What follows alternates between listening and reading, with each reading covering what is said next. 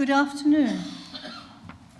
I would like to welcome you all to today's meeting of Suffolk County Council, and congratulations to all councillors, new and returning, on your election.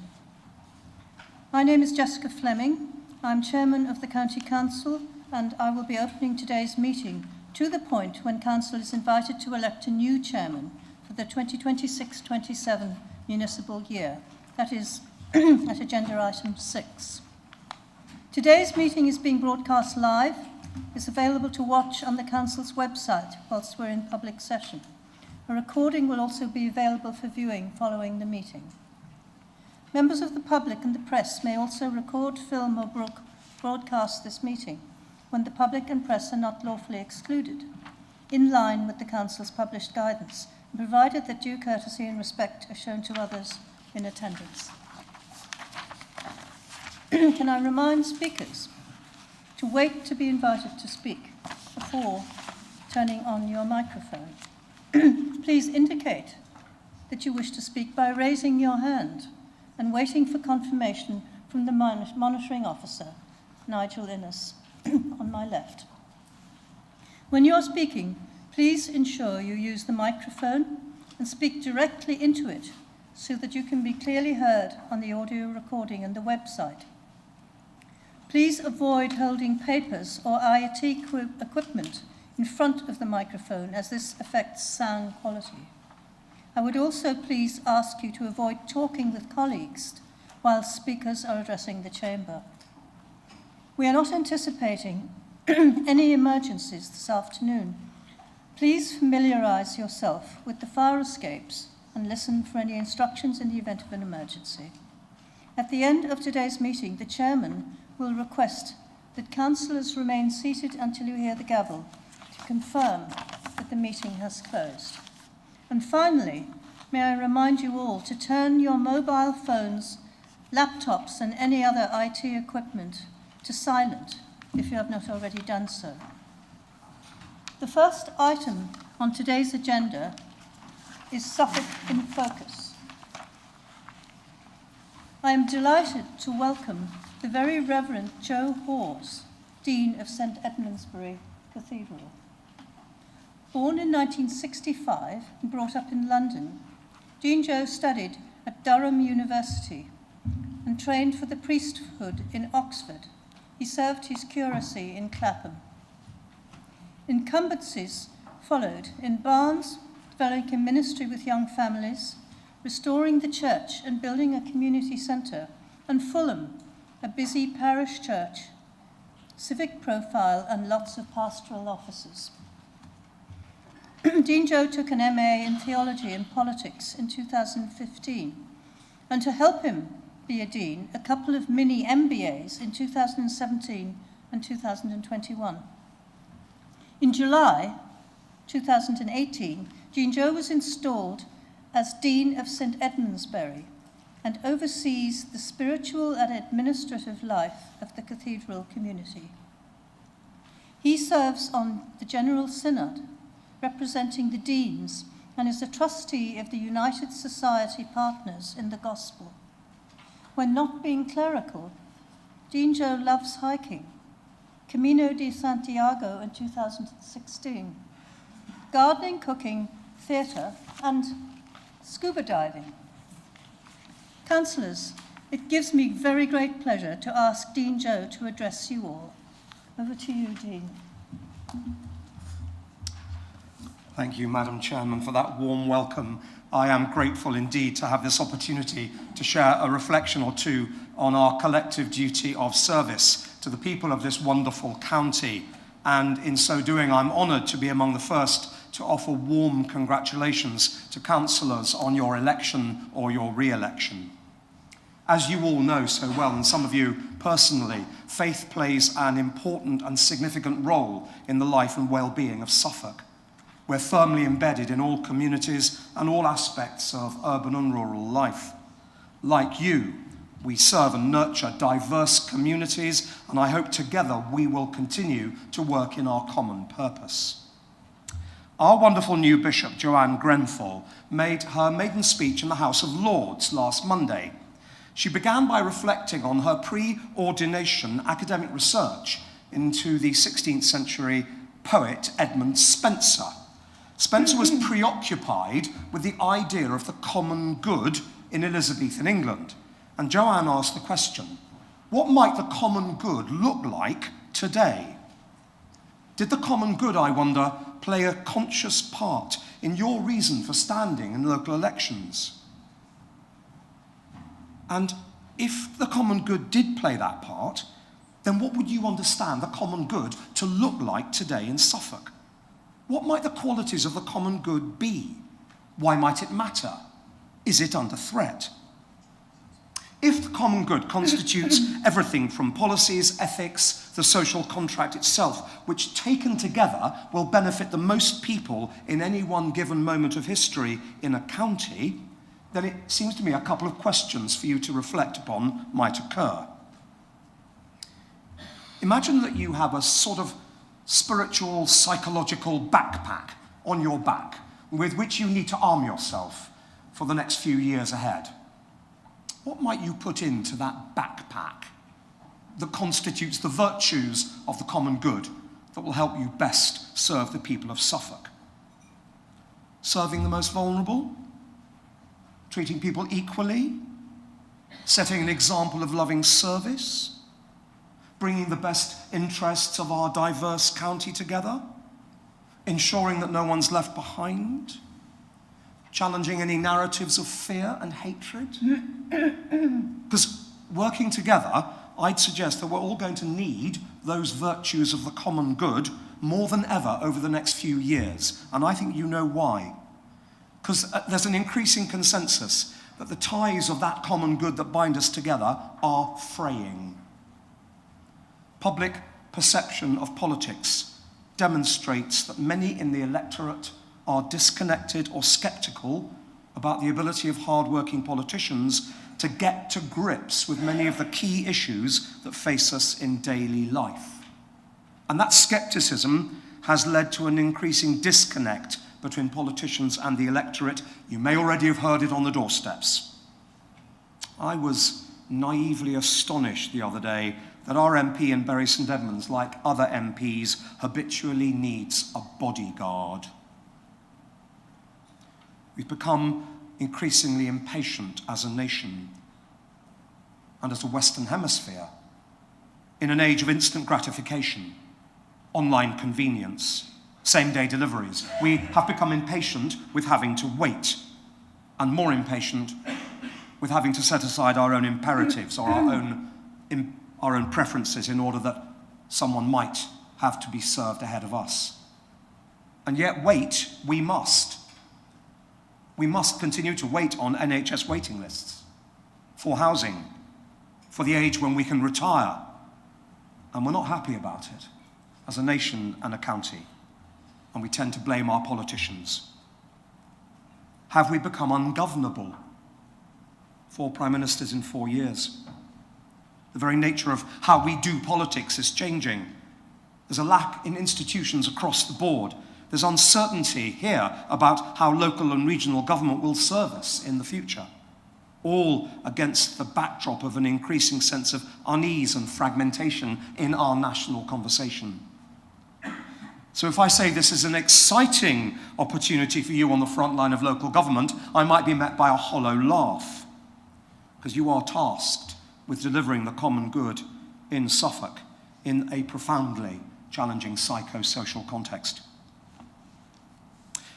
And in an environment where policy delivery is becoming increasingly performative, reality can have a nasty tendency to bite.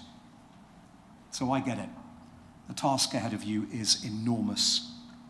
But, in building and securing trust and confidence, we all know that the people of Suffolk have qualities that are about generosity and quiet loyalty and openness. Once you've earned the trust of the people of Suffolk, it's not easily lost, but it's perhaps not wise to take the patience of the people of Suffolk for granted.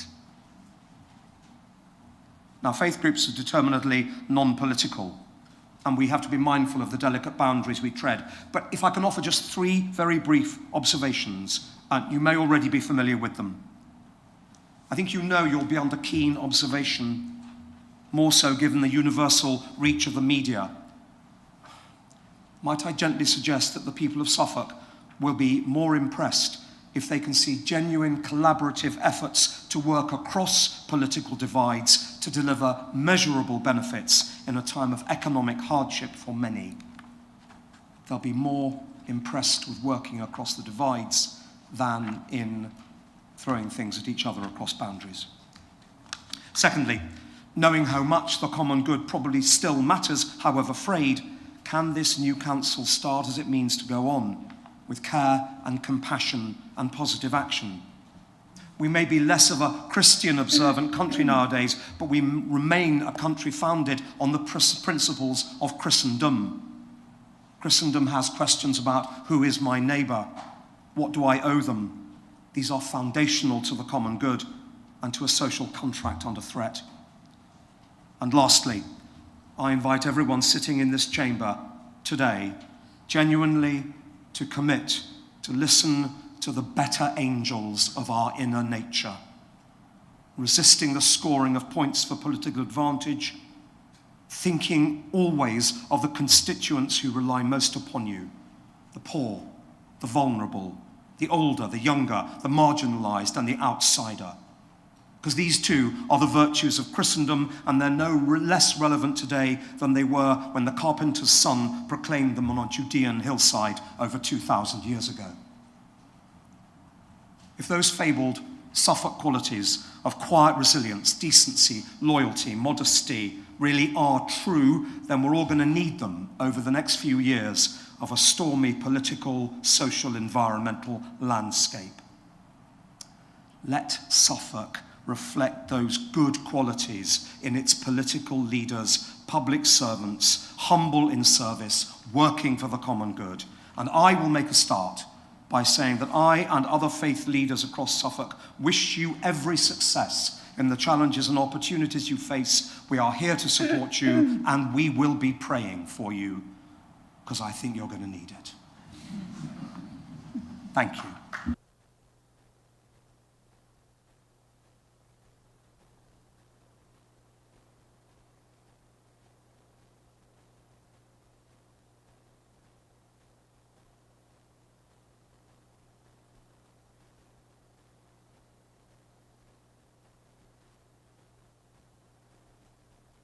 Dean Joe, thank you so much. Thank you for your thoughts and your provoking address, and for joining us this afternoon. You're very welcome to stay with us, and I'm very glad to see you've taken a seat in the gallery. Please feel free to leave when you choose. We will now move on to agenda item 2, Chairman's announcements. I have no formal announcements for today's meeting. So we will move on now to agenda item 3, apologies for absence.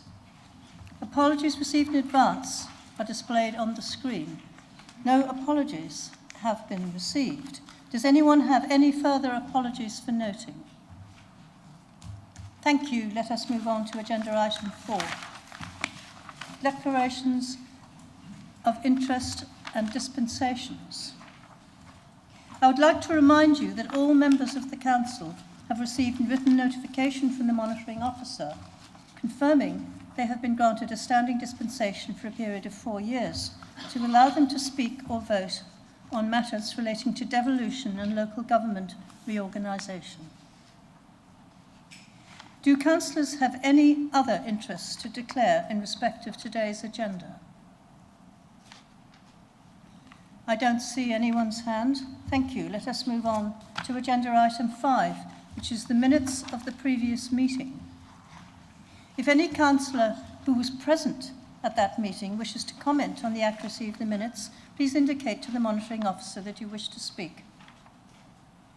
If there are no comments, I will take it that council is content to approve the minutes as a correct record.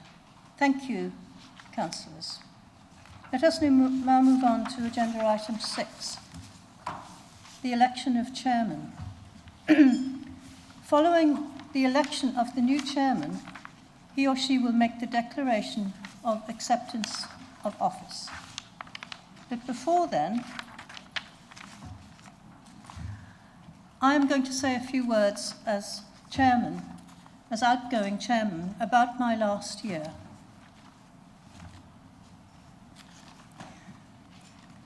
Being chairman of this council has been an enormous privilege. I've enjoyed every minute of the various civic events, I've met wonderful and interesting people, and I've even enjoyed chairing council meetings. There's something to be said for the occasional drama. It keeps everyone awake for a start. Please don't go to sleep, Councillor Stringer. Don't go to sleep on me now. Meetings should not be dull. That would be the worst outcome of all. And looking around the room, I'm confident that future meetings here will be interesting. There are so many people whom I owe thanks. Naming anyone risks omission, but a couple of exceptions. Officer Sue Bennett, Executive Assistant to the Lieutenancy and Chairman, who has helped organise and fundraise with me. Collectively, I thank Democratic Services for their unfailing support and good humour. I remember and thank, in absentia, Chief Executive Nicola Beach and Nigel Ennis, Monitoring Officer, and the many other supporting officers and people. Thank you for your involvement over the years. About my two charities, Aiano and SMART. You are not alone. Aiano is a mainly rural agricultural charity focusing on mental health. And the reasons of my support should be obvious. Farmers are undergoing more financial and existential pressures now than ever before. The implications have been brought home to me through my contacts with rural charities, through my friends, and as evidenced by continuing tractor runs to and fro London and around the country, and gatherings that are happening nationwide. Farmers do not give up easily, but Aiano and other rural charities offer hope and a vital helping hand. My other charity is SMART, Suffolk Music and Arts Alumni Trust. SMART is there to help young people who love music to fulfill their dreams. It offers financial support and performing opportunities and benefits from the involvement of its alumni and support from the Suffolk Music Programme. Over the year, a total of £6,535 has been raised through events, donations, and from the wonderful gift fairs that have been held in Endeavour House, and this will be distributed to the two charities in due course. My first event as chairman was at Euston Hall, at the kind invitation of Lady Claire Euston and her family. Lady Claire has given me invaluable support over the year, for which I am immensely grateful. There we had trailer rides and a tour of the art gallery and gardens, a fundraising raffle and reception. My second main event last year was the annual reception at Trinity Park, Ipswich, thanks to Suffolk Agricultural Association for donating the venue, and where smart musicians provided musical entertainment. Over the year, I was privileged to meet royalty, King Charles and Queen Camilla in Newmarket and Princess Anne in Lowestoft. I visited all three Suffolk RAF bases, including the two operated by the USAF.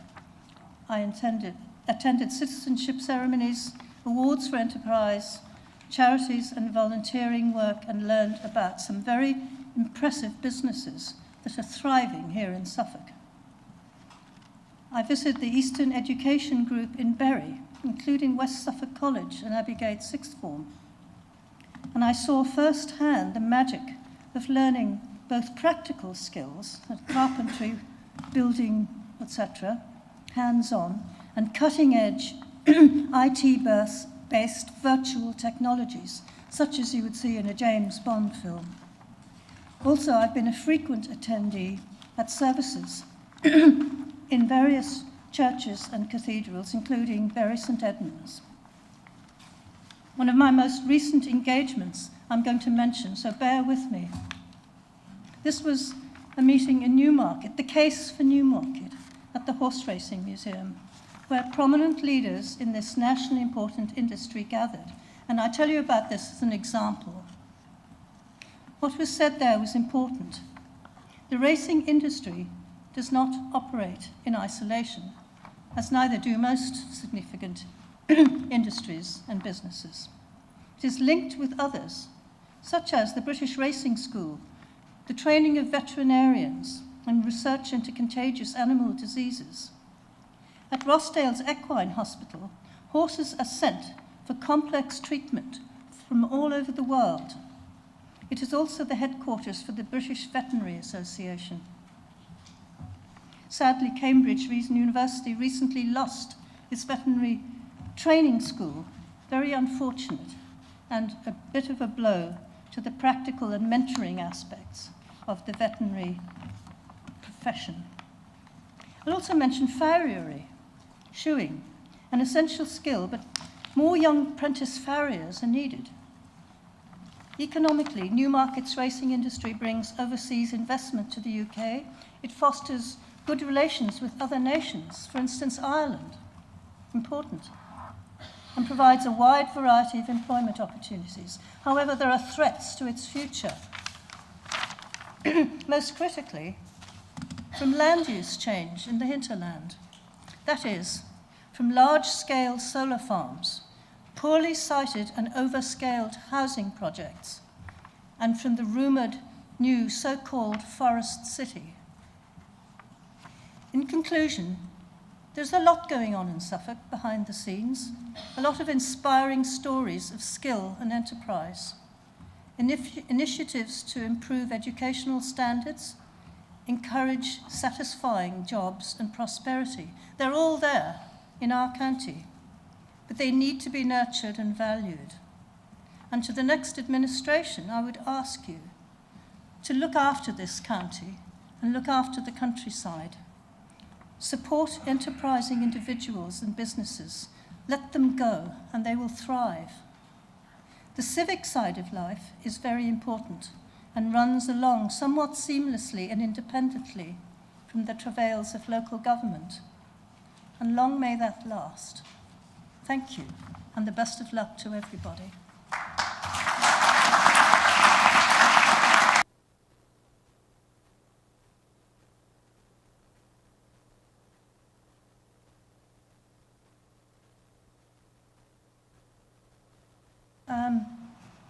Before I ask for nominations, yes, do I have any nominations for the chairman of the council for 2026-27, please?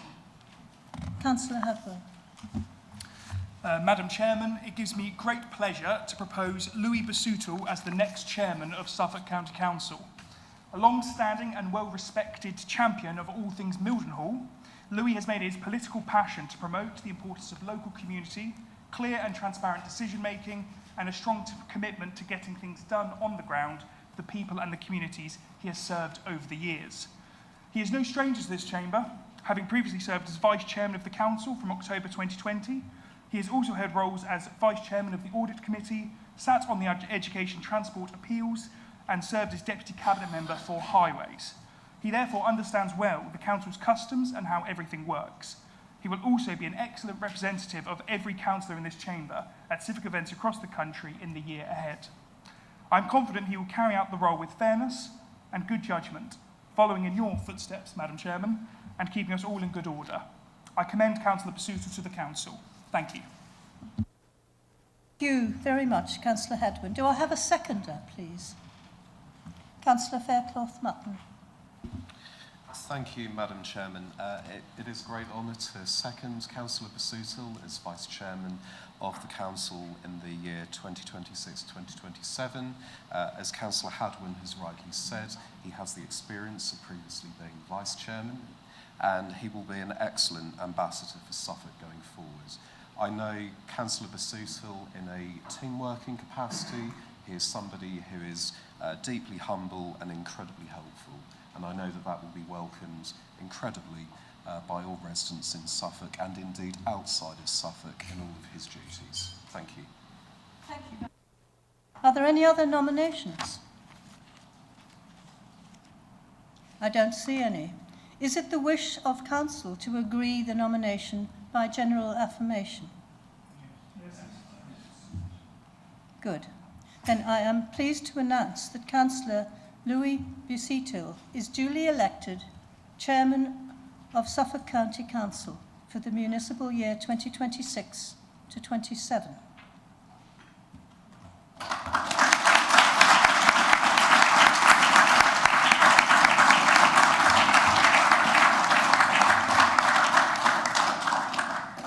Congratulations, Councillor Busuttil.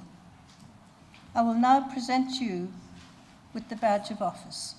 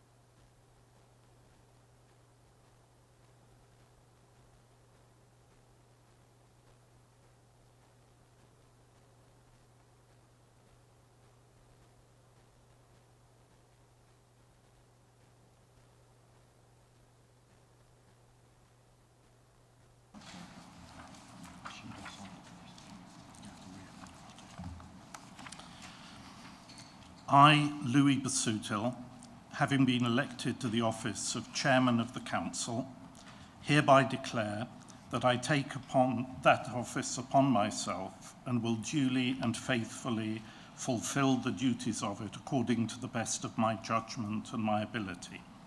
I undertake to be guided by the Councillors' Code of Conduct in the performance of my functions in that office.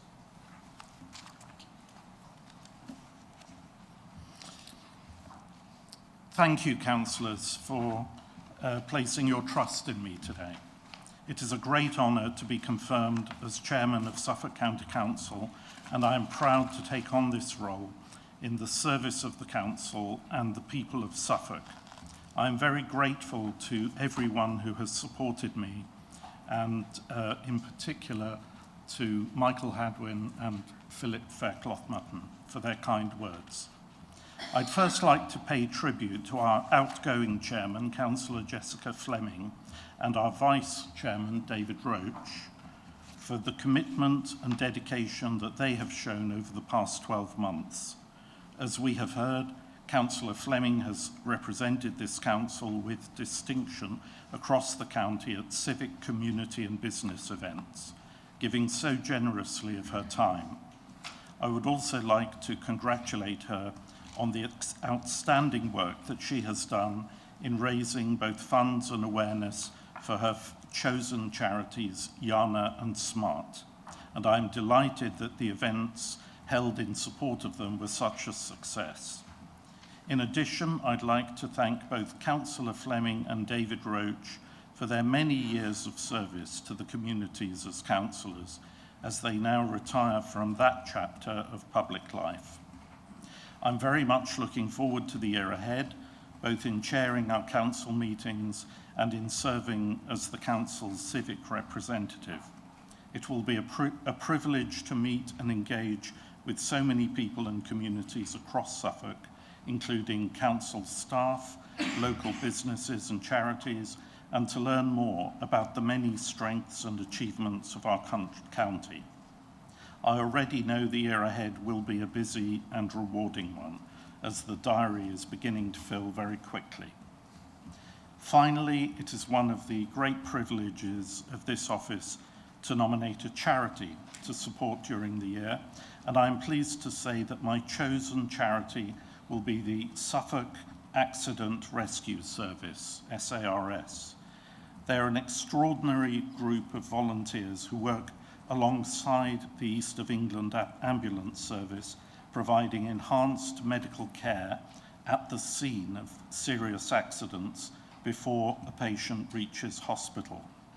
They do remarkable work, and I look forward to sharing more about their contribution and the support they provide at future meetings. Before I move on to agenda item 7, David Roach, do you want to say a few words? Thank you, Mr. Chairman. Congratulations on acceding to the office of chair. Break with the convention, chairman, vice chairman don't normally get this, but I'd just like to say a big thank you to everybody in the council, from officers, staff and fellow members for the last 9 years.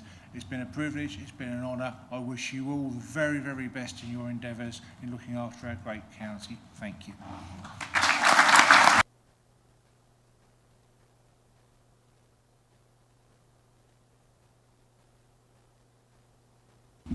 Mr. Chairman, may I make a point of order, if I may? Apologies, I didn't do this under the relevant item because I didn't know the charity you were going to designate for the year, but I just need to declare my interest as Chair of the Trustees of Suffolk Accident Rescue Service. And thank you very much for your support. Very kind. My pleasure. I look forward to working with you. Agenda item 7 is the election of Vice Chairman. Following the election, the new Vice Chairman will make the declaration of acceptance of office. Do I have any nominations for the Vice Chairman of the Council for 2026 to 27, please? Councillor Faircloth-Mutton.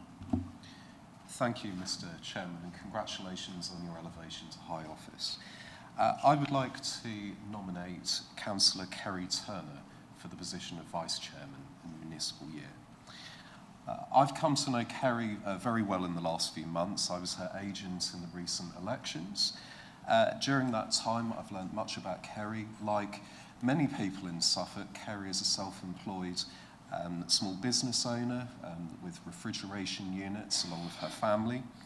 I think that knowledge and that unique background is something which will go down incredibly well in Suffolk in the coming year.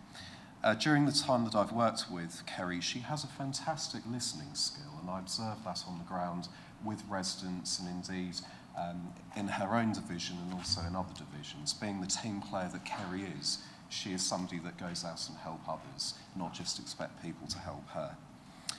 So in the coming year, I believe that Councillor Turner will be an excellent ambassador in accompanying you in your civic duties, and I very much hope that she will be supported in unanimity today. Thank you. Thank you.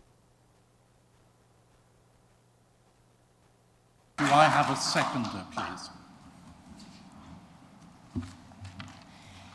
Thank you, Mr. Chairman.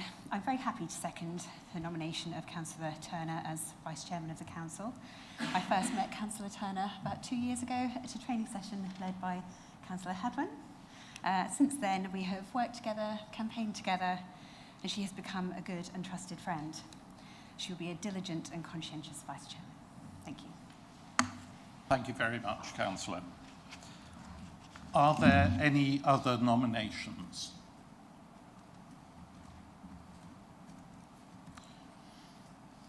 Is it the wish of the council to agree the nomination by general affirmation? In that case, I'm pleased to announce that Councillor Kerry Turner is duly elected as Vice Chairman of the County Council for the municipal year 2026 to 27. Congratulations, Councillor.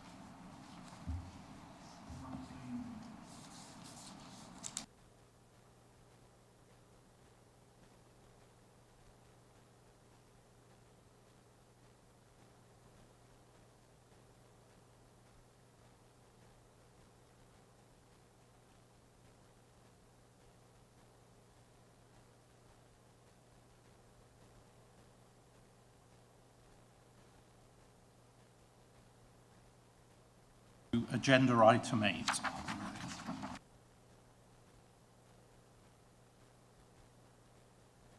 Now, please read your declaration of acceptance of office.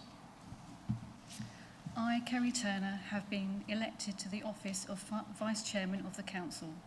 Hereby declare that I take that office upon myself and will duly and faithfully fulfil the duties of it according to the best of my judgment and ability.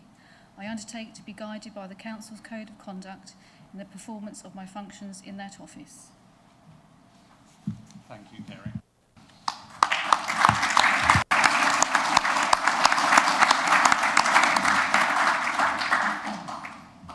Agenda item 8 is the election of leader of Suffolk County Council. Do I have any nominations for the leader of the council, please? Councillor Faircloth-Mutton. Thank you, Mr. Chairman. I wish to nominate Councillor Michael Hadwin as the new leader of Suffolk County Council. Before I begin, on Tuesday it was my 4th wedding anniversary. I was unable to attend full council, which actually took place on the same day. And I'm actually wearing the same suit that I had on that day, and I found a copy of my wedding speech in there, and I thought it would be rather apt to wear it today because it is a new beginning. In fact, it was a new beginning for me 4 years ago as well. So I've known Michael for 3 years. We've worked closely together in several capacities, whether it be campaigning, simply discussing policy matters. We're both Suffolk natives, we're both educated in Suffolk, and in many ways we think alike, and we agree on so many issues. And contrary to the publication of ipswich.co.uk, we've been working in partnership for some time. We never stood against one another. So it would be an absolute delight to see Councillor Hadwin appointed as leader of the County Council. He understands of urban Suffolk as a long-term Felixstowe resident, which I know he deeply cares about, but also our coastal communities. Coastal communities in Suffolk, like the rest of the UK, are going through a very, very difficult patch. And I know that Councillor Hadwin, if elected, will have some impressive and welcome news to share with the council on that matter. He has a listening ear to rural life. Rural life is something which I hold dear as a rural member, and I know that if elected, he would put that centre stage in a new administration. He believes in common sense, he is a team player, and he has a full sense of direction.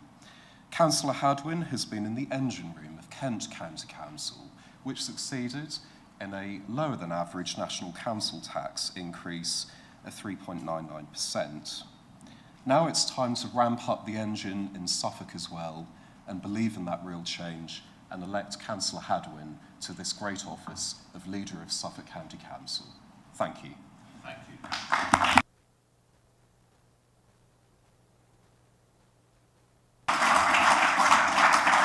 Do I have a seconder, please? Councillor Hudson. Well, first of all, many congratulations, Mr. Chairman, and I'm very happy to see that you're the first citizen of our glorious county. Thank you.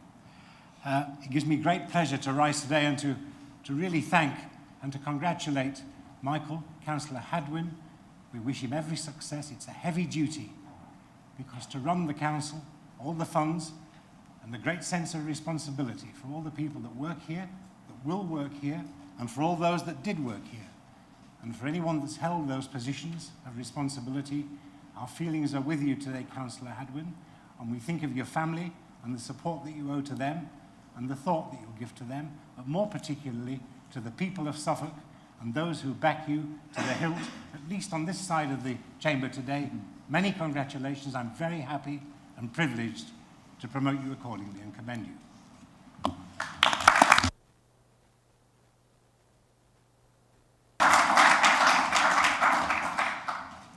Thank you, Councillor Hudson.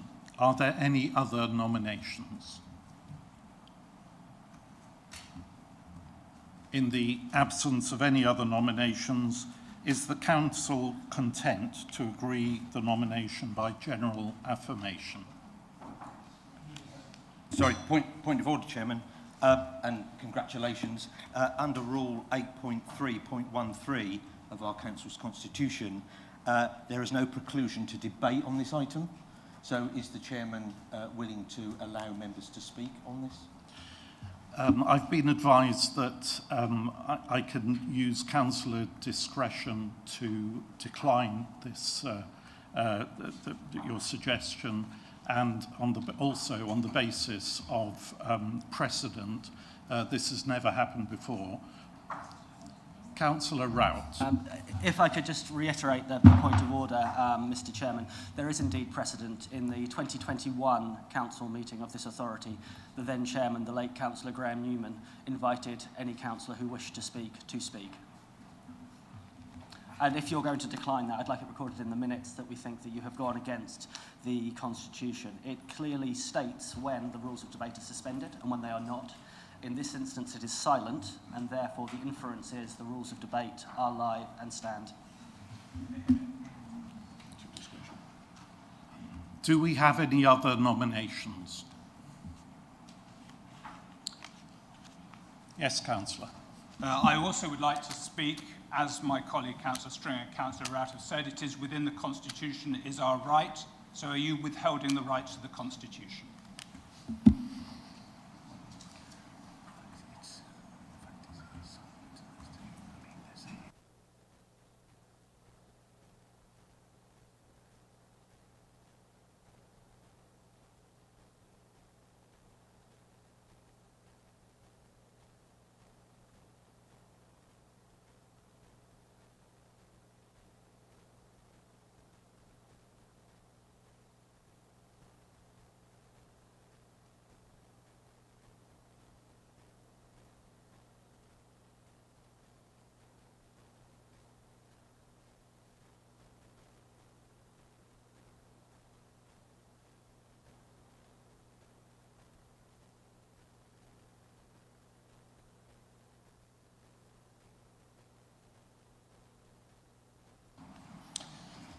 I've taken advice on this, and yes, we can go ahead with a debate. Councillor Stringer, you have 5 minutes.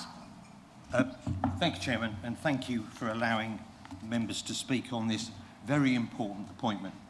And again, I'll reassure my congratulations to you in becoming Chairman and to the new Vice Chairman.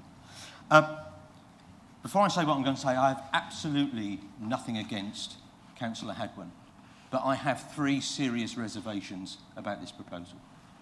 The first reservation I had is probably the smallest one. Councillor Hadwin has never been a councillor in Suffolk, and I think someone being elected to that office should have at least had some of that experience. The second reason I cannot vote for this appointment is one element of the social media history that you have in terms of your views about, views expressed about certainly not Powell, I find reprehensible. Also, some of your actions, or rather inaction. Well over a week ago, your party was advised about some utterly vile content that was on one of your Facebook pages. And it took almost a week to get a response. And the response, I feel, was unconvincing. And when we have seen, during this recent election campaign, personal attacks on candidates inspired by such content, and we even had our own campaigning suspended on advice by the police because there had been a credible threat reacting from such posts. So while I fully know what's about to happen, I cannot vote in that in any good faith.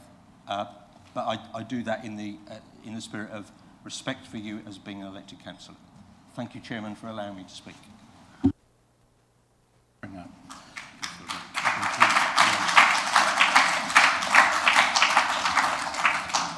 I now invite Councillor Richard Rout to speak for 3 minutes. Thank you, Mr. Chairman. And again, I would like to reiterate, I hold nothing personal against Councillor Hadwin whatsoever, and I wish anyone taking on the leadership of this county council the very best of luck. But we've already seen that this prospective new leader's every utterance is overshadowed with stories about his past comments on social media. We've seen front pages. We've heard that he said that Enoch Powell was right, that he tweeted his wish that his PR director was a man, Milo Yiannopoulos, if I get the pronunciation correct, a man who said that behind every racist joke is a scientific fact, a man who said the one thing that Saudi Arabia got right was not allowing women to drive. And then Councillor Hadwin, I believe you also tweeted or stated on social media a month after the Salisbury poisonings, Russia is not my enemy. I know you've said you're anti-war. I think everybody in this chamber would agree they're anti-war. But we on these benches know we're going to lose this vote. But we have a choice. We have a choice whether to vote against your leadership, whether to abstain and sit on our hands. And I think it's only correct that you're given the opportunity to address this chamber, to disown your past comments. They were 8 years ago. They were 8 years ago, and I think we've all made mistakes in our past. But I think it's right to give you the opportunity to stand up, say that Enoch Powell, whatever your views are on Enoch Powell, whatever your views are now on Milo Yiannopoulos, and whether or not Russia is your enemy, I think the many Ukrainian citizens now calling Suffolk their home would like to hear that as well. So I think it's the right opportunity for you to clear the air and allow us to make an informed decision on how we vote on your leadership going forward.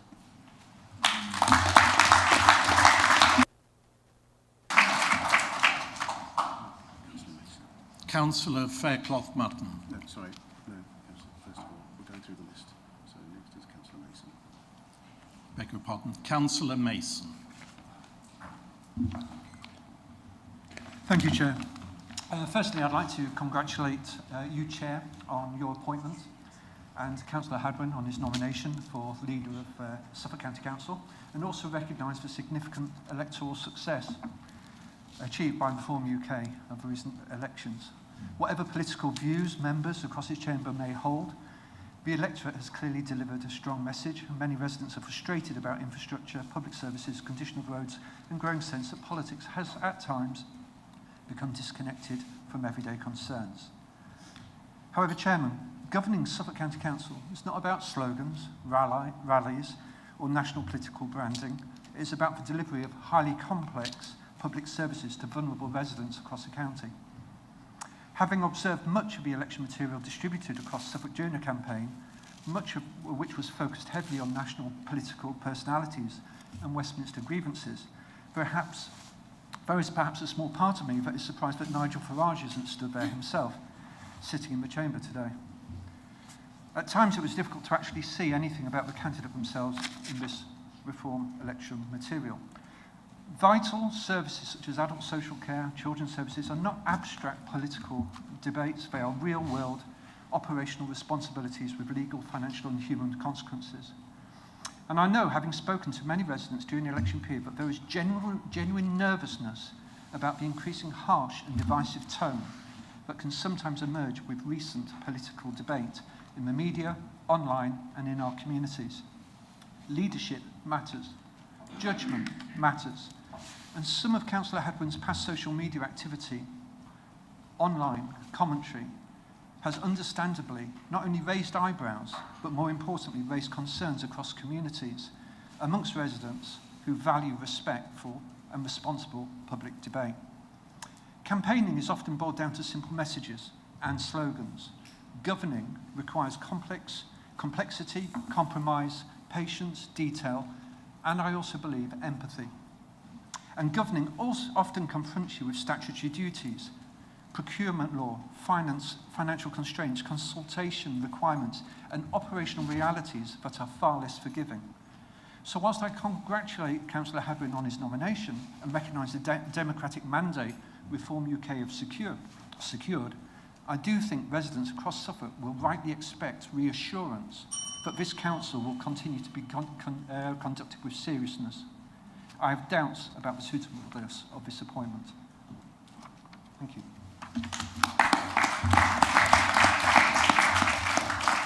Thank you, Councillor. I now call upon Councillor Matthew Hicks to speak for 3 minutes. Thank you very much, Mr. Chairman, and welcome to your new role. Congratulations. I think it's fair to say that becoming the leader of Suffolk County Council is one of the biggest honours certainly I've ever had, and a huge privilege. But it also carries huge responsibility. By its very nature, the role needs to set an example of the type of leader you are, and the type of style, and you need to reflect that across Suffolk. The leader is also an ambassador for our county, both nationally and now more and more so internationally. I just want to take the chamber back to 3 occasions, 3 happenings. The first thing was Suffolk took part really willingly in the opening up of our homes with 1,700 Ukrainian refugees coming and settling in Suffolk, and many people in this chamber also opened up their homes.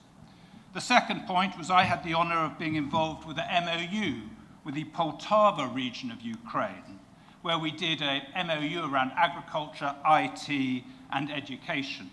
And those visitors from Ukraine who came to Suffolk, it really was clear to me how they've been deeply impacted by the illegal invasion of Ukraine by Vladimir Putin. And I was humbled by meeting them and actually seeing them trying to go about their daily lives in such difficult circumstances was very moving. And the third thing is I was proud that following the illegal invasion of Ukraine by Vladimir Putin, we immediately in this chamber, the first county council in the country, stopped our energy contract with Gazprom, a £10 million contract supplying our schools and all our buildings. Also in this chamber, we backed a motion where the council condemned Vladimir Putin for his immoral and reprehensible invasion of Ukraine. And the council was very clear on that, and it was a unanimous vote. So why do I raise these points? And I'm sorry, I do not know Councillor Hadwin well, but I do and have looked at social media. And social media is a reflection of that person. So I absolutely accept the democratic right of this chamber to elect someone. But we do need to understand what is behind that person. So I do ask my colleagues that if someone says Vladimir Putin is should be viewed as an effective operator, or, I've still got 30 seconds here, or Russia is not my enemy, when this council has fought so hard to support those from Ukraine, one has to ask, is Councillor Hadwin actually the fit and proper person to be leader of this authority, based on those comments? Now, I don't know you well, so I'd ask you to apologise, say those were errors in what you said, and retract those comments so we can have some sort of confidence that when you go out and represent this council in the public arena, you are doing so and it's something we can all support. Thank you.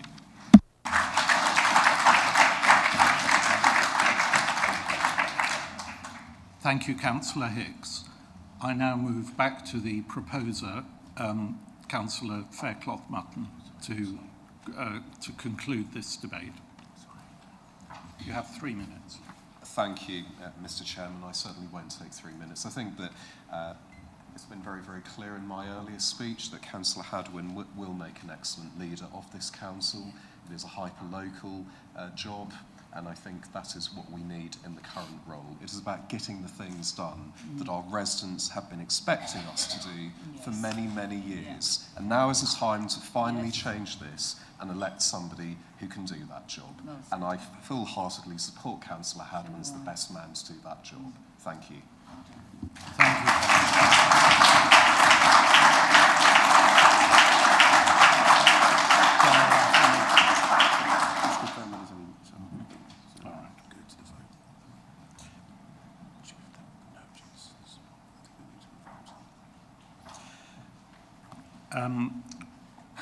I'd now like us to move to the vote, unless there are any other speakers or any other nominations.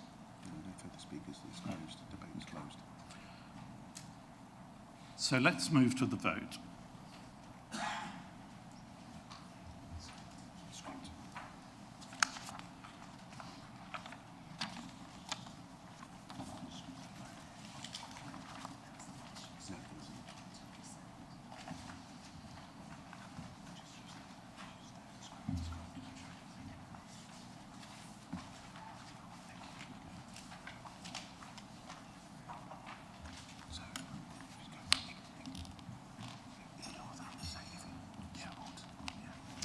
Okay.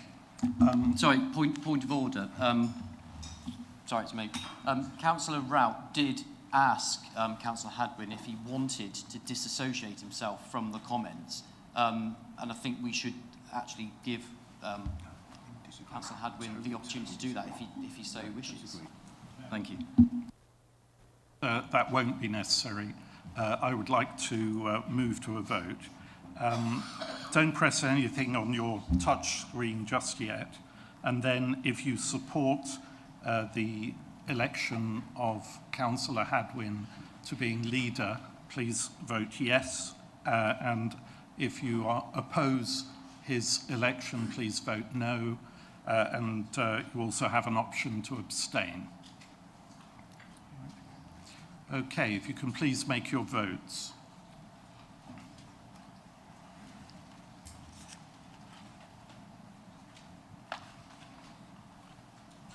Please ensure that your screen shows the word your vote has been passed. Has everybody voted? I shall now close the vote.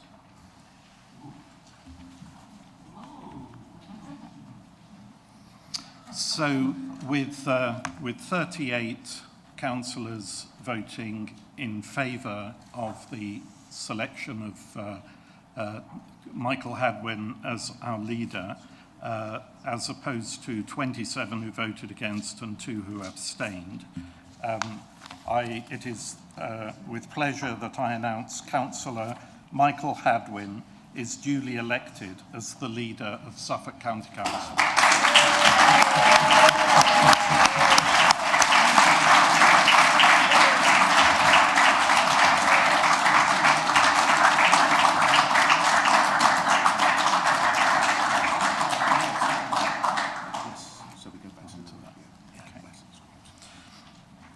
Agenda item 9 is the executive statement. The leader of the council will have up to 20 minutes to address the council, after which time I will invite a representative of each of the other political groups to respond for up to 7 minutes each. I now invite the leader of the council to make the executive statement. Thank you, Mr. Chairman. May I first congratulate you and our Vice Chairman on taking your places today and welcome all members to the Chamber. Today marks a new chapter for Suffolk County Council. But while we may come from different political traditions and hold different views, every single one of us was elected to serve the people of Suffolk. That's the duty that unites us. I hope that where we agree, we can work constructively together, and where we disagree, we do so with civility and respect. The people we represent expect the very best from all of us, and they deserve nothing less. Mr. Chairman, I also want to pay tribute to my predecessor, Councillor Matthew Hicks. While we do not agree on many issues politically, I know he led this council during an extraordinarily difficult and uncertain period for local government. Leadership is never easy and it demands personal sacrifice. Suffolk owes him thanks for his service as leader, and I know he'll continue to serve his residents diligently as a councillor. Mr. Chairman, it is an enormous honour to stand here today, not only as Suffolk's first Reform UK leader, but also as the youngest leader in the history of the council. But above all else, it is an honour to stand here as the first representative from Felixstowe to lead the authority. I am proud to be a Felixstowe boy, 4th generation, raised to love my town, love this county, and fight for the history, identity and traditions that make Suffolk special. The man who taught me the value of public service and caring for your community was my late grandfather, Phil Hadwin, known affectionately to many as Mr. Felixstowe. He dedicated his life to preserving the history and spirit of our town, and as I stand here today, I sincerely hope I've made him proud. As many members know, through him I developed a deep love of history, especially the history of Suffolk itself. One figure I've always admired is Cardinal Wolsey, Suffolk's own son. I attended Ipswich Prep School, and of course Wolsey himself attended Ipswich School before rising to become the most powerful man in England, just beside the king. Not bad for an Ipswich boy. So, Mr. Chairman, let's see what a Felixstowe boy can do next. We are fortunate in Suffolk to be surrounded by history. We meet today in a council chamber named after King Edmund, England's first patron saint, whose worshipped remains lay beneath one of the most beautiful cathedrals in this country. Two of Britain's most celebrated artists, John Constable and Thomas Gainsborough, hail from Suffolk and were inspired by the beautiful countryside we all cherish. Iconic writers like George Orwell, trailblazing doctors like Elizabeth Garrett Anderson, and genius World War codebreakers like Bill Tuttle have made strong and proud Suffolk roots. Of course, Framlingham Castle stands as one of the great symbols of our county, immortalised in modern culture by our own Ed Sheeran in Castle on the Hill. But long before that song, Framlingham was where the then future Queen Mary gathered her supporters to march on London to claim the throne.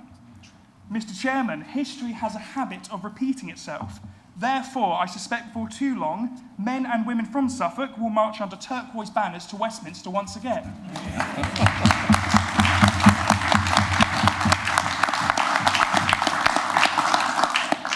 Mr. Chairman, the people of Suffolk voted for change. They voted for services that work better, for councils that live within their means, for less bureaucracy, more accountability, and for leadership that prioritises them. We have heard that message clearly, and this administration is determined to deliver it. In the coming weeks, my administration will set out its priorities and how we will govern differently. But for now, know this: we will be guided by a simple premise: community must come first. That means being transparent with residents, delivering value for taxpayers, protecting frontline services, supporting sustainable growth, reforming how this council operates, and focusing relentlessly on delivery. These principles will shape every decision we make and every action we take as an administration. But no leader succeeds alone, and I am fortunate to be surrounded by an exceptional team and who are deeply committed to serving this county. I am honoured to have Councillor Philip Faircloth-Mutton serving as Deputy Leader and Cabinet Member for Adult Social Care. Philip brings immense experience, patience and professionalism to one of the most demanding areas of local government.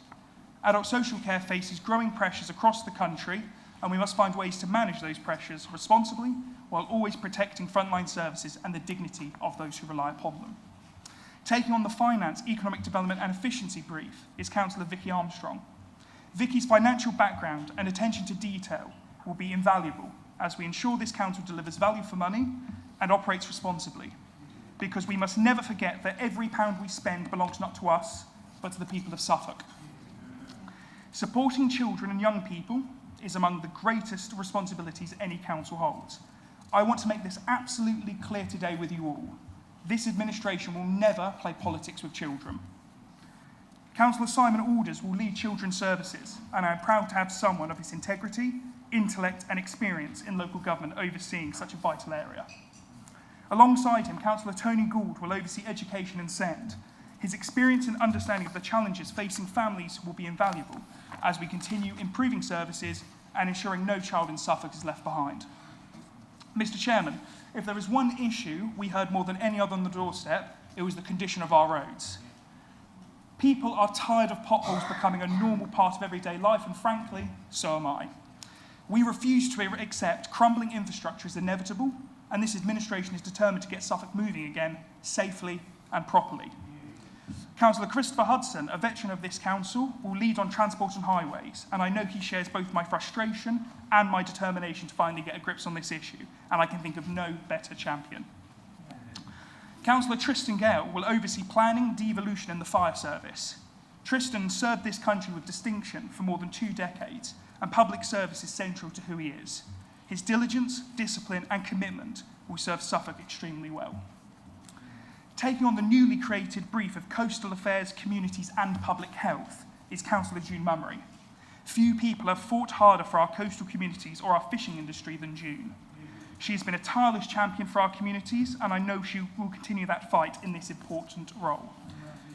And finally, Suffolk's proud rural and agricultural heritage will be represented by Councillor Morgan Brobyn as Cabinet Member for Food, Waste and Rural Affairs. At a time when many farmers feel ignored and undervalued by national government, Suffolk must stand firmly with our farming communities. As we head towards the Suffolk Show next week and Suffolk Day next month, let us celebrate the people and industries that help make this country what it is. We must all remember, no farmers, no food. No councillors can achieve what residents want and need without hard-working and diligent council staff. I can tell you all that Suffolk County Council has exactly that.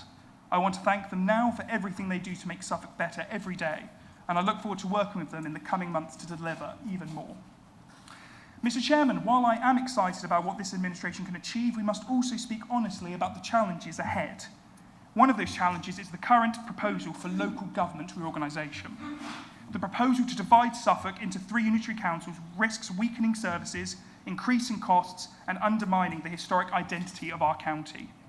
Most importantly, we believe it poses serious risks to some of the most vital services we provide, particularly children's services, adult care, and SEND provision.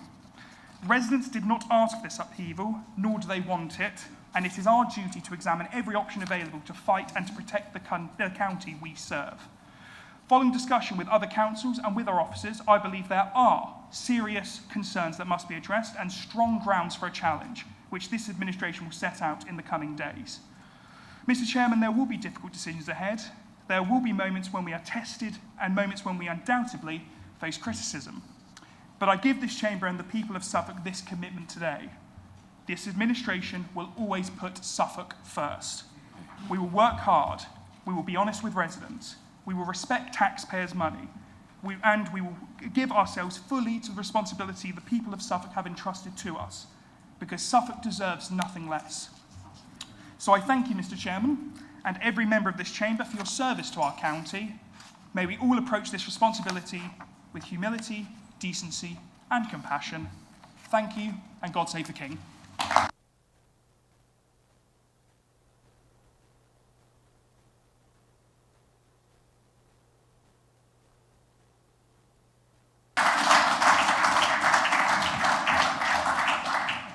Thank you, Councillor.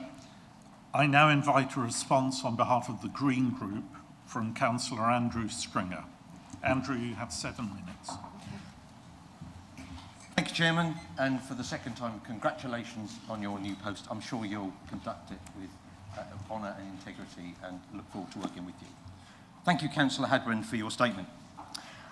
We've just been through quite a tumultuous election, quite eventful from our point of view. On this side of the chamber, and we're still this side of the chamber, our group grew from 9 councillors up to 13, which was a huge effort, and congratulate my own team. I congratulate your team on getting 84,000 voters, circa, in Suffolk to vote for you. 62,000 voted for our team. If you look at the numbers in the chamber and the numbers that voted, if that's not a clear indication that we need proportional representation, nothing does. But I congratulate you on your 84,000 votes, but I'd like to remind you, because we've gone through a whole process of trying to get people to vote for us as individuals and different campaigners. Think about, in every action you take now as an administration, the 500,000 people that didn't vote for you. They're the people you need to start focusing on. more perhaps than those that you've been focusing on in getting elected. So during this election campaign, I was looking feverishly, I need to get out more, at what literature came through my door, searching for policies, searching for a nugget of something that would mean something about what would happen should the polls be correct and Reform UK take a majority in this chamber. In fact, the polls were saying the majority would be far greater than it was. So it does show you the polls can often be incorrect. And I have to say, I got a lot of leaflets from a man called Nigel. And a lot of them were put through my door by a postman, which was great to see, post office workers doing their job. But of course, that cost money. So I started working out those leaflets that came from Nigel. Well, how much must they have cost? Then I looked at how much I'm allowed to spend on my election campaign. And I worked it out that every single letter that came from Nigel breached all of the spending for the whole of Suffolk. Point of order, Mr. Chairman. If they had have been a local election leaflet. But they were not, according to Central Office. But I retract my point of order for that clarification. Thank you, Councillor. Thank you. Okay, that's perfectly all right. Thank you. Because they will be claimed, and they are claimed, as a national publication. The fact they had the date of the local election on them was merely a coincidence. It's like the £5 million was merely resting in the account. That's all it was. Nothing to see here. So I had to discount those leaflets because they weren't anything to do with the local campaign because they wouldn't feature in the expenses. So I looked at what literature came through that wasn't part of that. And all I got was a postal voter letter that was identical for a 100-mile radius of where we're sitting here now, apart from a few figures that were put into it. And I desperately looked. That's perfectly true. Okay, fine, okay. But the one I got from our candidate here, which was incredibly similar to those around, didn't have any issues that were pertinent to Suffolk County Council. It mentioned prosecuting fly tippers, which is a district function, which it is. It mentions how much we spend on our chief executive, which was incorrect, and in fact incorrect about the post that we have here. It's a job share between two directors. Thank you very much. Saving Suffolk County Council money and giving us an excellent service. Thank you very much. So I searched this document, the only relevant one I could find, for policy about what you're actually going to do. And then it said you're going to fix the potholes on our local roads to keep residents safe. If only we'd have thought of that before. Really. I mean, that's absolutely groundbreaking, isn't it? So I actually found nothing about what you would do if you achieved this office. And I'm really disappointed to report I found out even less after your speech, Councillor Hadwin. I found no item of policy about what you're actually going to do. Well, I know your former leader said you're going to need 6 months to train everyone. Well, perhaps that's what you're going to do. You do policy formation, and then you're going to come to us in 6 months' time with actually what you're going to do. But we haven't got that long, because things, as you've been trying to suggest nationally, are broken and need fixing. I think we can agree that your literature, your national literature, was trying to suggest lots is broken, and you, are the people that can fix it. And that's where I get to another problem. Sorry. Okay. Our colleague over the way may be factually incorrect. I didn't say we need 6 months training. The point of order That's is not a point of order. The statement made by Councillor Stringer is erroneous, wrong, badly judged, and completely misleads this council, and as such it forms a point of order. I did not say we need 6 months training. We probably need a lot more, all of us, because training in this establishment will be continuous, will be specific. Some of it is statutory, Mr. Chairman. Thank you. Thank you, Councillor. Sorry, can I just clarify with the Chair and the Motion? That's not a point of order. What you should have asked for is a point of personal clarification. Okay? So next time, if I say something that you feel is incorrect about you, pop up and say, point of personal clarification, Chairman, not a point of order. It is not a point of order. We have had We have had that training for over 3 years. So perhaps in the next 6 months, we can have more training and we'll all know how to do the rules of this House. Thank you. So nationally, you've been suggesting that we've got crumbling infrastructure and it's only your team that can fix it. That's where I get another issue. Because you were saying that the usual flavours, the usual political establishment are the reasons we have crumbling infrastructure. Well, hang on a minute.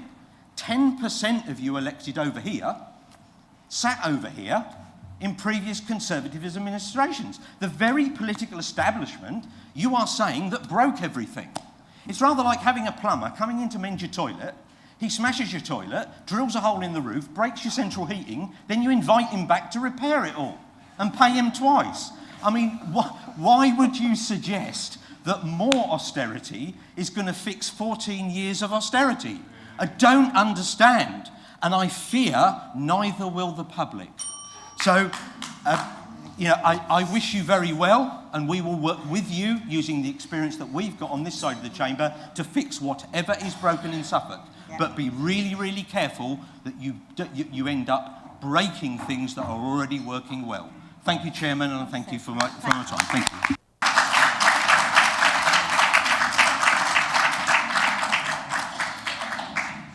Thank you, Councillor Stringer. I now invite a response on behalf of the Conservative group from Councillor Richard Rout. Richard, you have 7 minutes. Thank you, Mr. Chairman. And first of all, my congratulations to you on being elected as chair. I know you will do a fair job, as you have already done so today. And congratulations also to Councillor Hadwin. Despite the beginning of this meeting, his success going forward is Suffolk's success and his failure, Suffolk's failure. So I wish him the very best. I do wish that he'd taken the opportunity to perhaps distance himself from those remarks so that it didn't overshadow his executive statement so much, but I do wish him the best going forward. It's also very good to see that so many members in the new administration got the memo that ties do come in colours other than turquoise. It's good to see. It's good to see. Turquoise, actually, is made from 2 parts blue. You've got lots of parts blue already. And 1 part green. Andrew, you've got more to spare than we have. Would you mind lending them some green?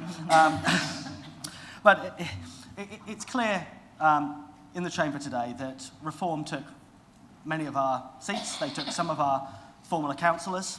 And looking at Councillor Hudson, they also took our insatiable predilection for regicide. They can keep the councillors, they can keep the leader-culling tendencies, but we'll be taking the seats back. It's also interesting to see that Matt Goodwin's recent commentary is playing out as well, that the party is divided into Tory reformers and Reform reformers. And I think here in Suffolk, the Tory reformers are ruling the roost, and at least that gives some sense of continuity. But the message on the doorstep, Mr. Chairman, was that residents wanted change, that they were frustrated, that they are disenfranchised by this government that makes U-turn after U-turn. But looking, as Councillor Stringer has said, at the Reform Manifesto, I saw no commitments for Suffolk, just national rhetoric. I imagine some of the new councillors were quite surprised that there wasn't a training session for stopping the boats. But perhaps you could introduce one.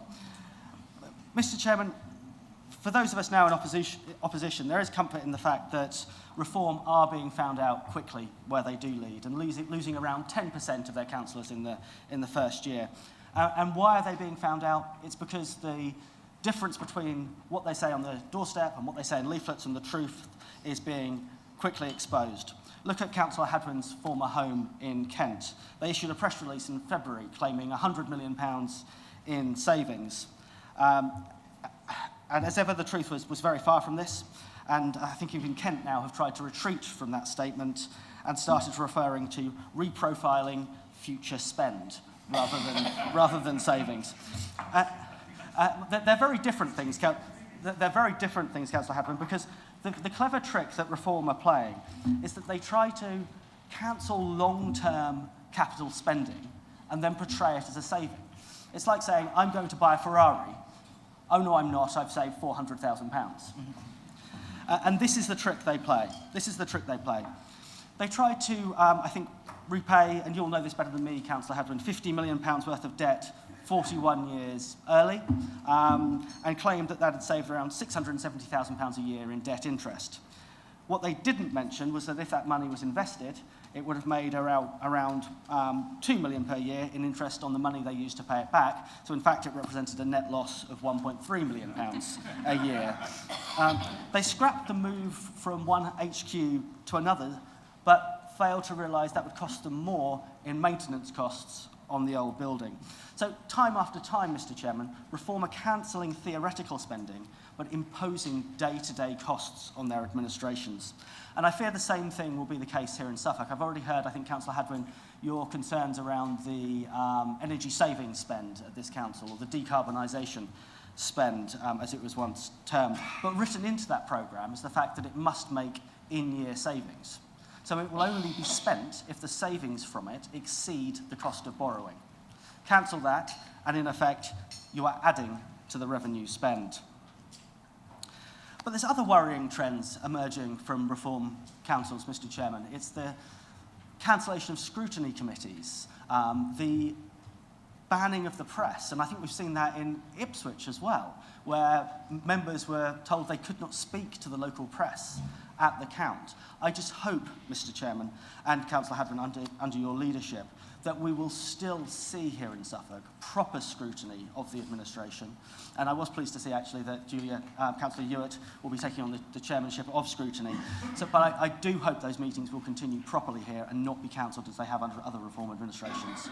And that you will be allowing all of your members to speak in debates like those coming up this afternoon on the two motions and speak to the press. It's incredibly important that they have access. People like Jow, who's behind me, the local democracy reporter, I think his counterpart in Nottinghamshire was banned for some time. I really hope we don't see that sort of practice here. So, Mr. Chairman, there is a pattern of behaviour from other reform administrations. I go into this one wishing Councillor Hadwin all the best, but I am sceptical based on what I have seen elsewhere. There were many words in his executive statement, far more than perhaps were in any leaflet we saw coming through our doors during the election campaign, but still very little mention of his plans for Suffolk.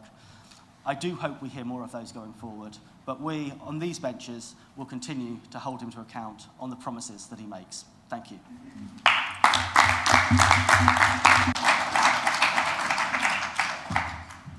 Thank you, Councillor Rowett. I now invite a response on behalf of the Labour Group from Councillor Martin Cook. Martin, you have 7 minutes. Thank you, Mr. Chairman, and congratulations on your election. Congratulations also to Councillor Hadwin as his election to Leader of the Council. I did have a theory that Reform candidates didn't knock on many doors in this election campaign, and now I know that they didn't, because the issues that people were raising on the doorstep are not the issues that we've heard about today. First and foremost, an Ipswich Northern bypass. We've heard nothing about that. We'll talk about it later, but very interesting to note that that isn't a priority, it seems, for this new administration. Like Councillor Stringer, I received a number of leaflets through my door, not just from the postman, but Councillor Hill was a frequent visitor to my door as well with his leaflets.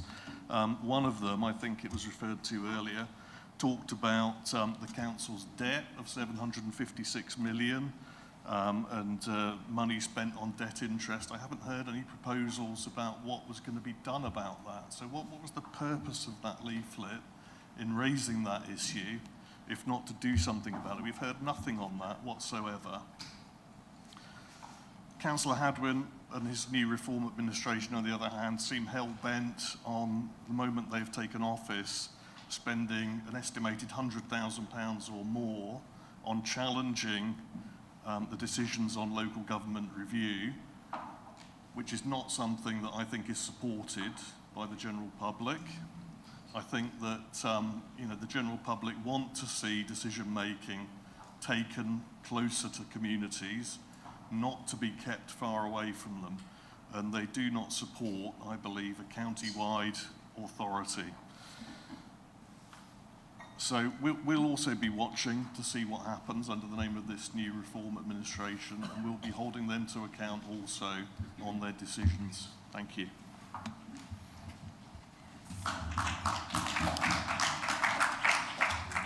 Thank you, Councillor Cook. I now invite a response on behalf of the Liberal Democrat group from Councillor Inga Lockington. Thank you, Mr. Chairman, and congratulations to the leader. I hope you will serve us all well. It's been interesting to listen to the debate,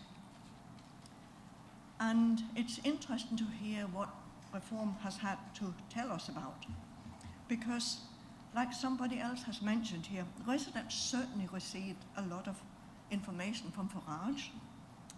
It was letters that came delivered by the postman, as mentioned. The ones we received was mainly addressed to my husband. Occasionally, there was a link to a Mrs. Lockington on them, but otherwise, you know, they were for the men in the house. You know, I did not see anything specific about Suffolk, and I did not mention much about any local candidates. One of our canvassers called on a resident down the road and asked whether she was going to vote for me this time. And he said, no, I know Inga does a lot of work, but I'm going to vote for Reform. The canvasser carefully asked her if she knew where her candidate lived. She was a little flustered, and then she said, Clacton, I think. That's the impression people had. They said, we are voting for Farage, he lives in Clacton. It's not the local person. I received an email from another resident a couple of days after the election who asked me, now Reform will be running the council. How will their priorities affect social care and scent and, of course, our roads? I had to respond, I don't know, because I haven't seen anything about that in any information coming to me. All I've seen is vote for change, but whatever change is change, I don't know. Having spoken with many of our residents, I can let you know that precisely what they wanted, what we heard in the first speech here today, that was things for the common good. What they wanted was to live in peace with their neighbours.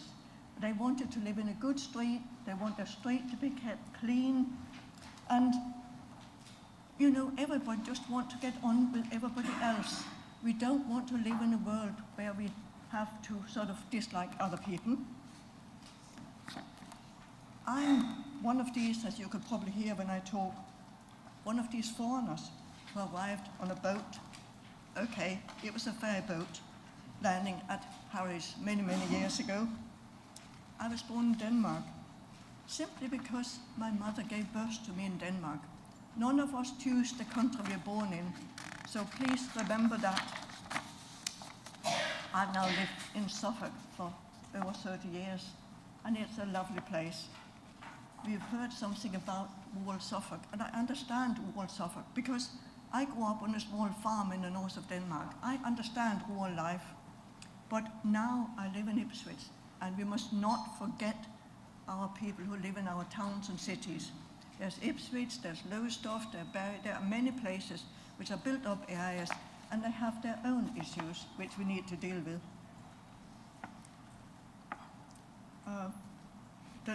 In the last budget, we supported the budget proposed by the Conservatives because we knew that every money, every bit of penny we could get in was already asked for.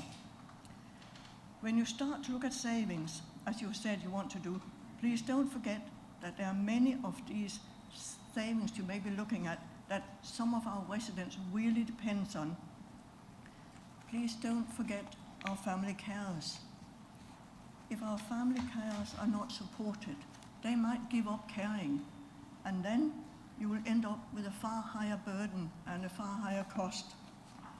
The charity sector in Suffolk is struggling because there's not the money about that there used to be. We need to early help for our children, our young people, because wherever children come from, we need to be sure that they get the best start in life. So we need to support our schools, because schools are not only about learning the sort of basics, but nowadays our schools are places where you bring children up to be good citizens. You know, so we must remember our teachers and our school, all the staff. We also know that our residents, they want good roads, and of course the cyclists, they want good roads too, because there's nothing worse than when a cyclist hit a pothole. They might become worse off than even if I broke my tyre in my car, I don't know. So, and of course, there are many, many issues. Can I say, I'm sad to hear that you want to stop unitary authorities, because having been on both Ipswich Borough Council and the County Council now for over 127 years, this 125, I can say that there are so many things that will be far better off with unitary authorities. But we want yesterday's, because you will not have one local authorities that can blame another for, you know, we have the nonsense that, you know, when grass is growing, when it's green, it's the county council responsibility. If it becomes detritus, then it's the boroughs and the districts and so on. There are so many issues, and it will also be far better for social services, because when we come to planning, you know, we can then really plan between social services, what need there is for care homes and so on. You know, we can far better plan together. So I really hope we get unitaries. I know I was a supporter of a council in Sutton in South London, where my husband was a councillor for 4 years, and they are still a lovely unitary, still run by Liberal Democrats. So I know it can work. So can I just say, the next few months here, we need to think about our staff, because of course I'm well aware that there are staff, we have some wonderful staff who are so committed to serving the public. So wherever they are, we must support them too, because their life is not always the easiest life to be, because of course I want roads fixed quickly and I want my potholes filled in quickly, and I may not always be patient enough, but we must remember our staff. And while we go towards unitary, remember our staff and support them. I hope we get unitary. I will certainly be very sad if we don't. If we miss that, then that will be a really shame for the long term. Thank you, Councillor Lockington.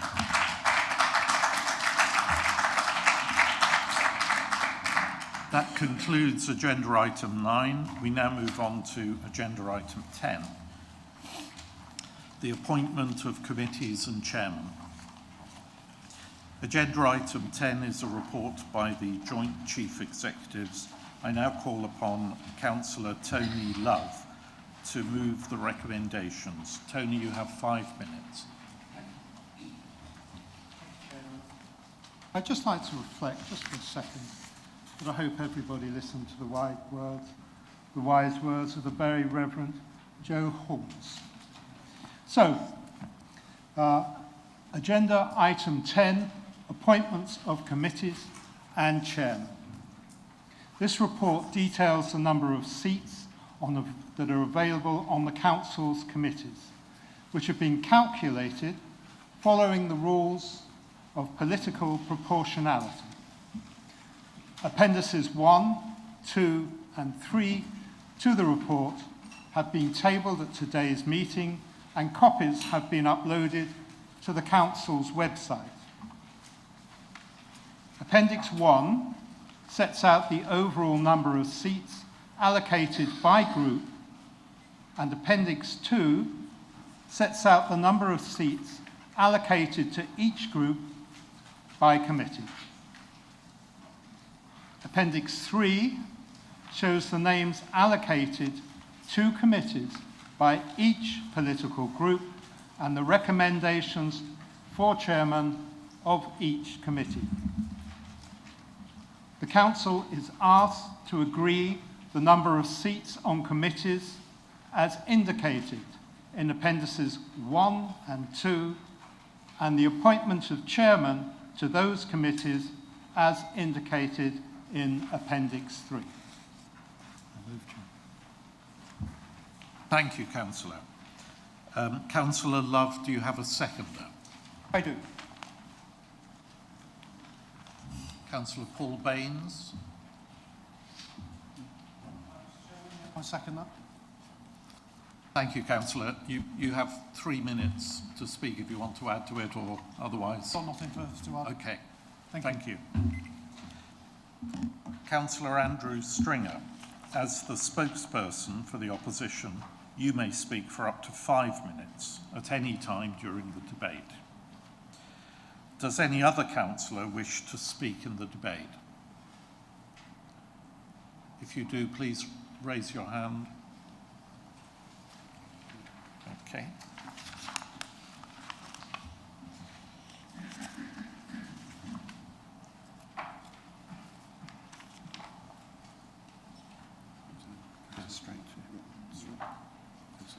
Right. Councillor Love, as proposer of the motion, do you have anything further to add? No. Thank you, Councillor. Is it the wish of the Council to agree the recommendation by general affirmation? Thank you, councillors. We'll now move on to agenda item 11.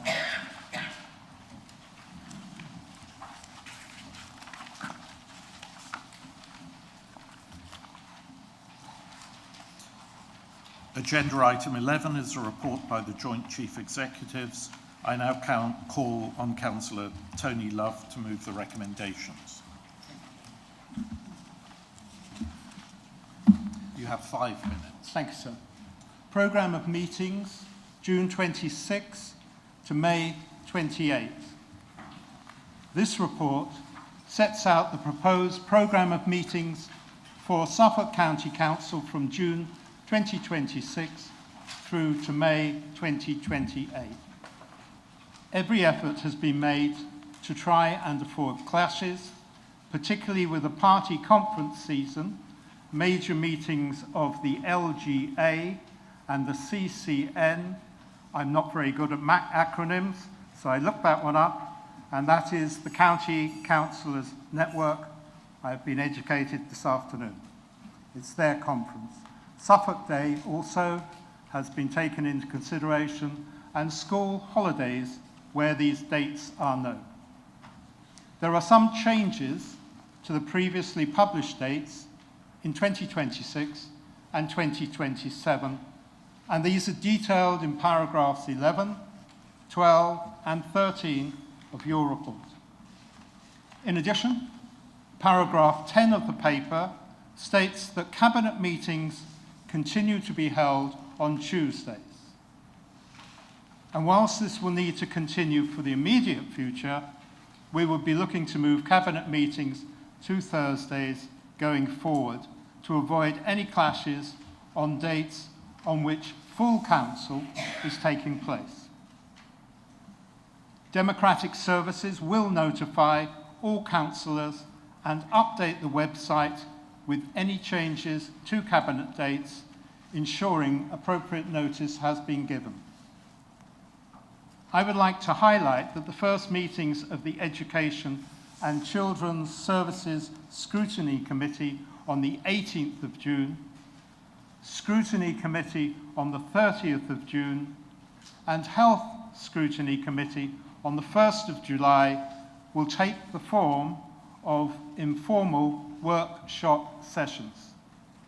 This will provide an opportunity for the new committee members to meet together and with officers to look at priorities and challenges, and to start to determine their formal forward work programmes for the coming years. Finally, councillors will receive Outlook calendar appointments from the Democratic Services team in due course. Now the memberships have been confirmed. All councillors will receive appointments for Cabinet, Council and Committee reserve dates. Other meetings will be sent to the members of the committee only. Council is invited to agree the calendar of meetings whilst noting the additional points raised. Thank you. Thank you, Councillor. Do you have a second? I do, sir. Councillor Bains, Paul Bains, you may speak now for 3 minutes or reserve the right to speak Thank you, later. Mr. Chairman. I'm happy to second that, and I've got nothing further to add. Thank you, Councillor. Councillor Andrew Stringer, as the spokesman for the opposition, you may speak for up to 5 minutes at any time during the debate. Does any other councillor wish to speak on this? Okay.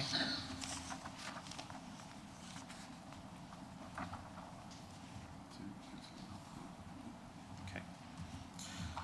Councillor Love, as proposer of the motion, do you have anything further to add? Is it the wish of the council to agree by the recommendation by general affirmation? Thank you, councillors.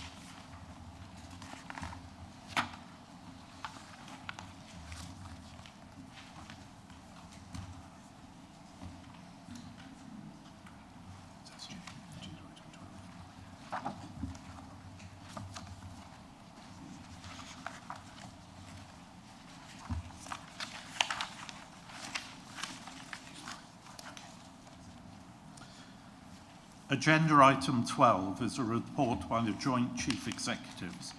I now call on Councillor Tony Love to move the recommendations. Thank you. This is the appointments to outside bodies, agenda item 12.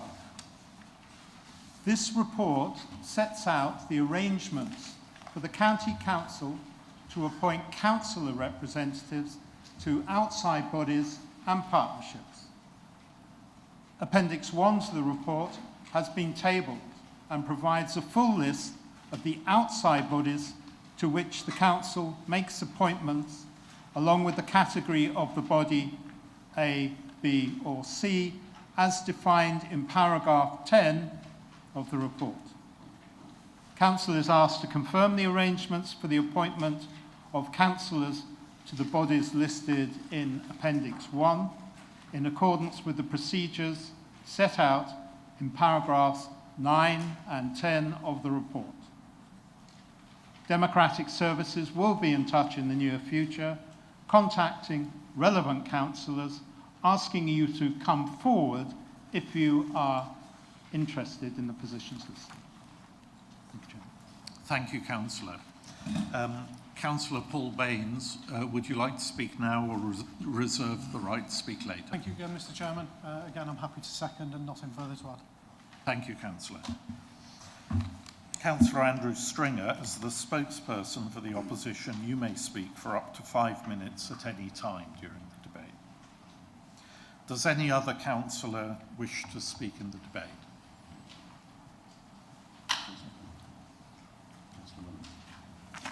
Councillor Wellham, you have 3 minutes. I'll take about 30 seconds. All right.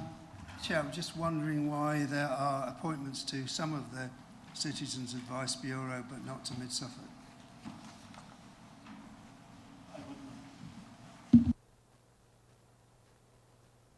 Okay, your question is noted and I'll ask Councillor Love to get back to you. Does any other councillor wish to speak?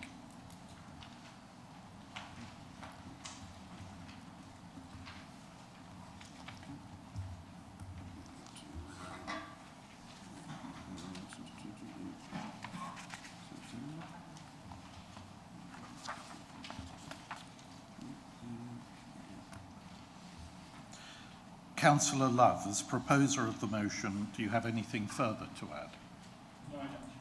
Thank you, Councillor. Is it the wish of the Council to agree the recommendation by general affirmation? Okay, that's agreed. Thank you, Councillors.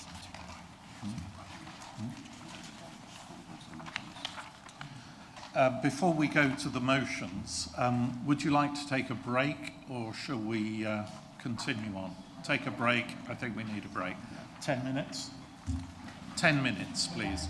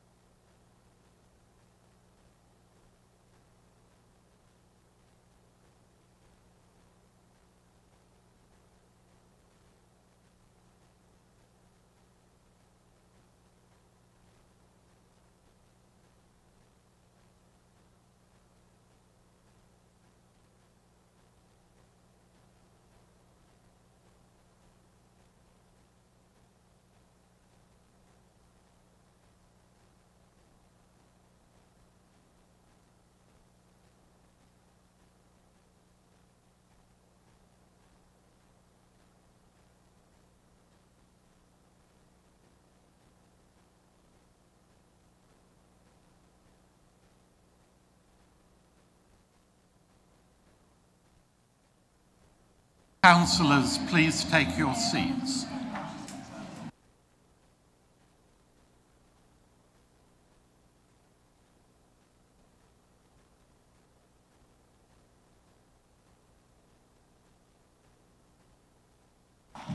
Agenda item 13, motion number 1.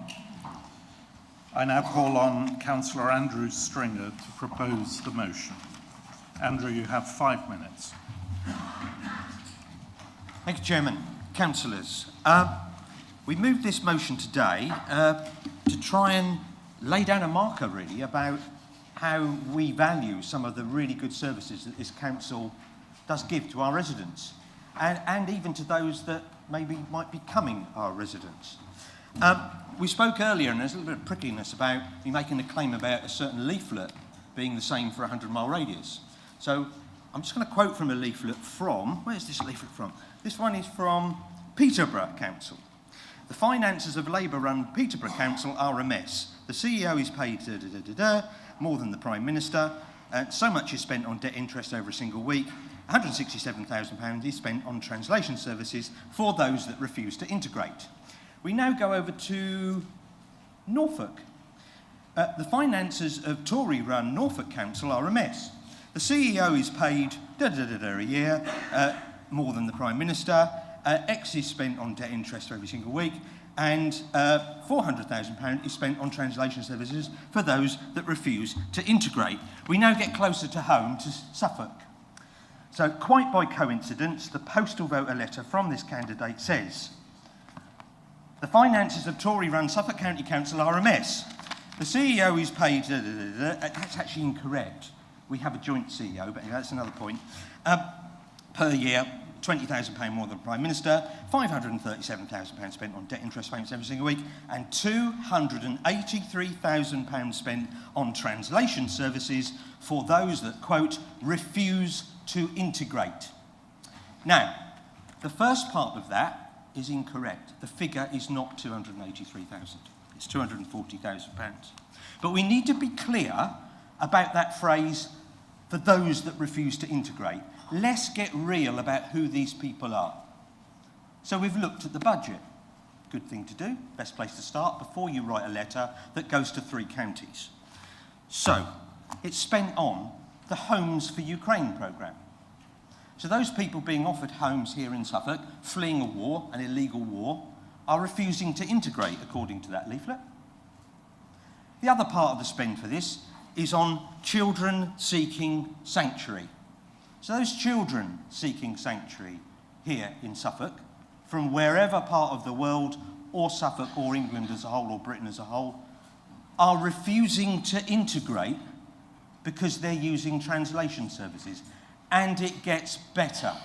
The other part of the spend is on sign language for those that are hard of hearing and deaf, according to this leaflet, that are refusing to integrate.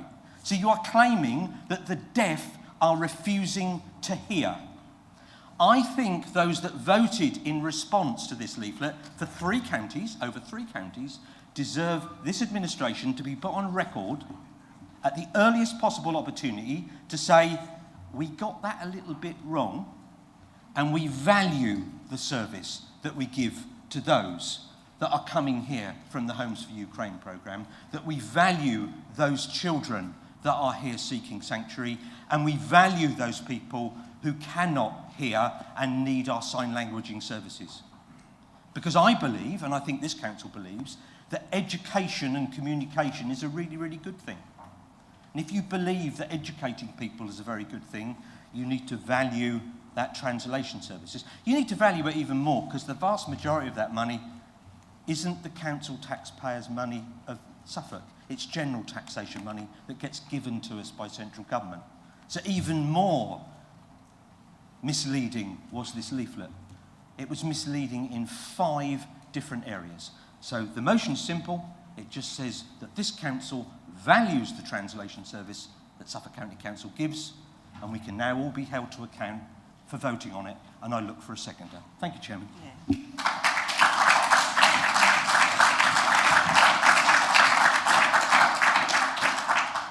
Thank you, Councillor Stringer. Councillor Robert Lindsay, would you like to speak now or reserve your right to speak later? I'll reserve my right to speak, please, Chair. Thank you. Councillor Simon Aalders, as the spokesperson for the administration, you may speak for up to 5 minutes at any time during the debate. I will now open the debate. If you wish to speak, please signal clearly that you wish to do so and wait for confirmation that your signal has been received by the monitoring officer. I think Councillor wants to speak now. You want to speak now? Right, go ahead. Thank you very much, Mr. Chairman. Yes, well, our party, our winning party, is not going to engage in this kind of political stunt. We're focused on delivering efficient, high-quality services for the residents of Suffolk and not on wasting time on this sort of posturing.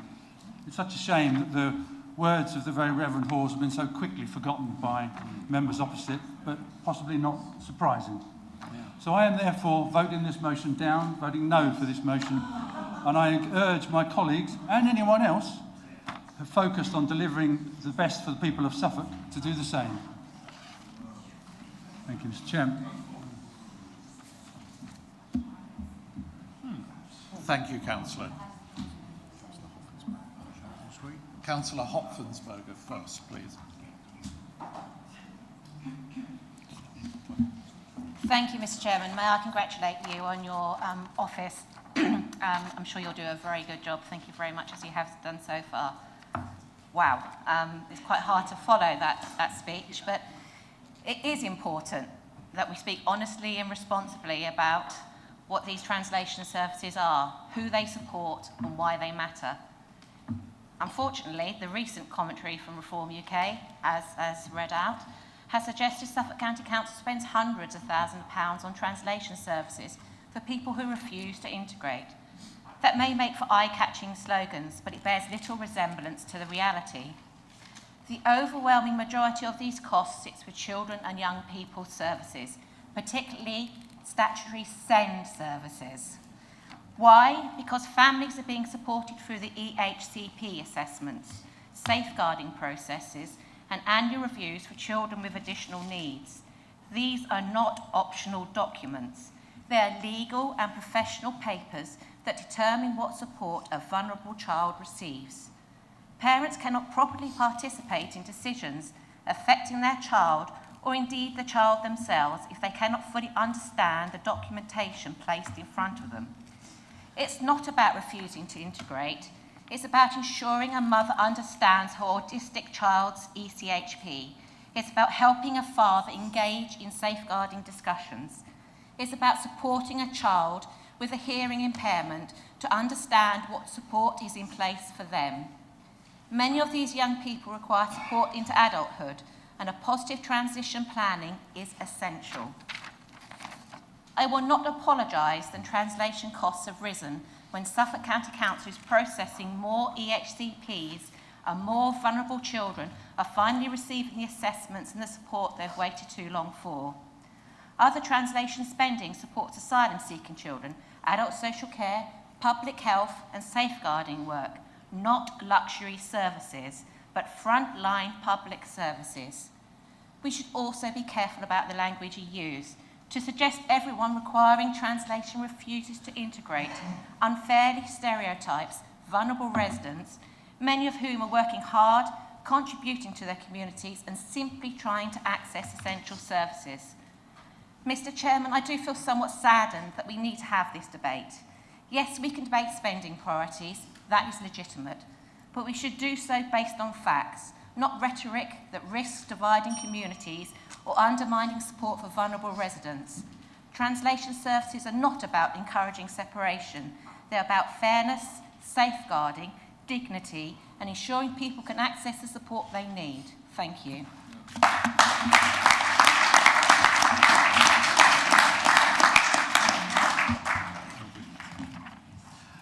Thank you, Councillor Hopfensperger. I now call upon Councillor Adrian Whittle to speak. You have 3 minutes. Thank you, Chair. We all recognise that translation services have a role in statutory work. When a safeguarding case depends on clear communication, The council must meet its legal duties. This is not in dispute. But this motion from Councillor Stringer tries to turn a routine operational cost into a moral virtue. It asks us to value the spend itself, as if rising translation bills are something to celebrate. They are not. They are a cost to the taxpayer, and a rapidly growing one. According to Suffolk County Council's own FRY disclosures, translation and interpretation spending has risen from around £30,000 a year in 2016-17 to £145,000 last year. That is a four-fold increase, totalling over £800,000 since 2016. Where does it go? Not to an in-house team, not to local capacity, but overwhelmingly to external commercial providers for face-to-face interpreters, telephone interpreting, written translations and specialist casework. Demand is rising across children's services and adult social care, with more languages, more complexity and higher commercial rates. These are operational pressures, not political statements, and they certainly aren't something to applaud without scrutiny.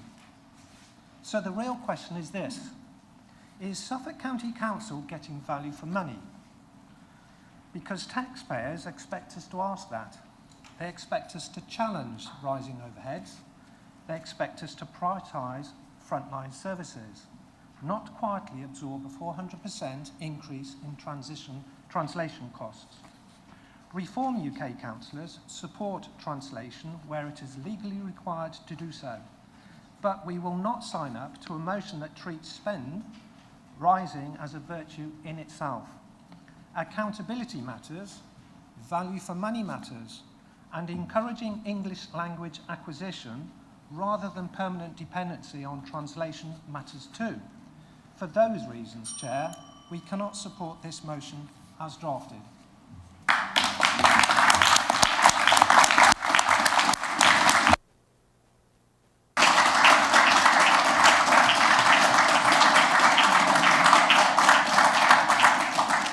Thank you, Councillor.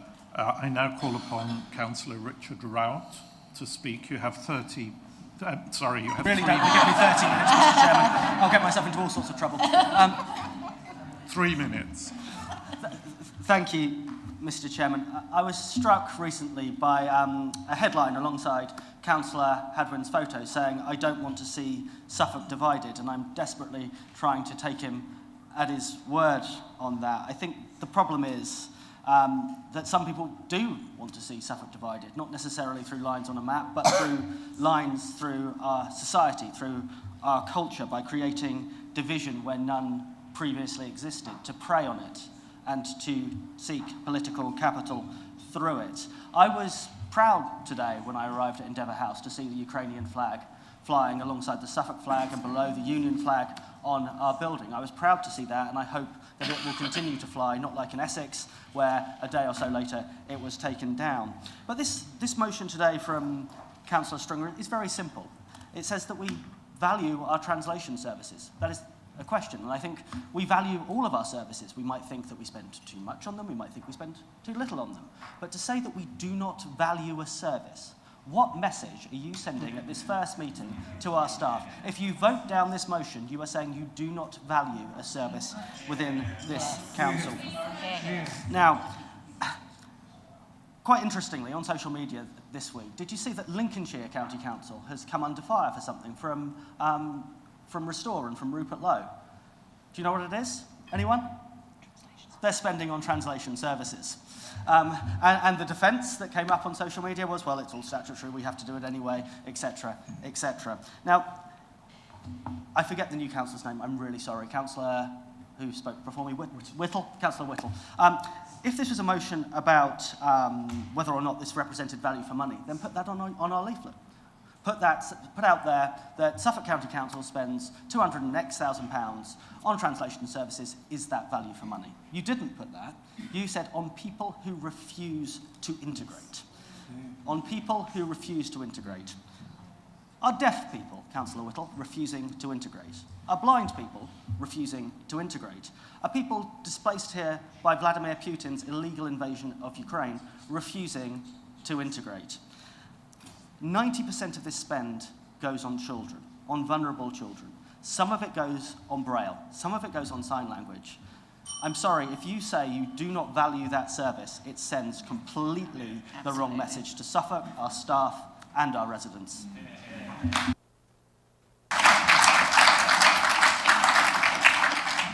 Thank you, Councillor. I now call upon Councillor Michael Hadwin to speak for 3 minutes. Thank you, Mr. Chairman. Firstly, for those of us who are new to this chamber, how condescending and patronising some of you are. This is meant to be a place where we talk about the benefits and the work we do for the people of Suffolk, not try to hold a high horse when actually my opening speech was about how we could work together. I hope you might learn something from that. This motion is clearly playing political games. We are not here to play that. At no point have we said that we're going to make cuts to translation services. I've done many interviews, and that's the poor thing about this. You say, oh, we have no clue what he stands for.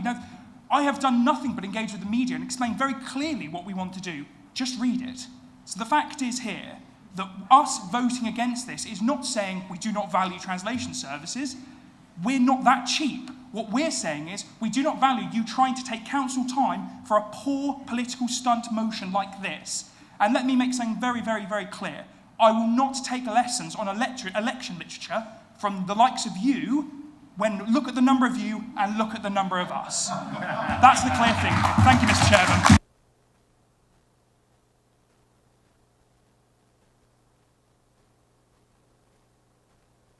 Councillor Rocks, you have 3 minutes. Thank you, Chair, and congratulations on your own election.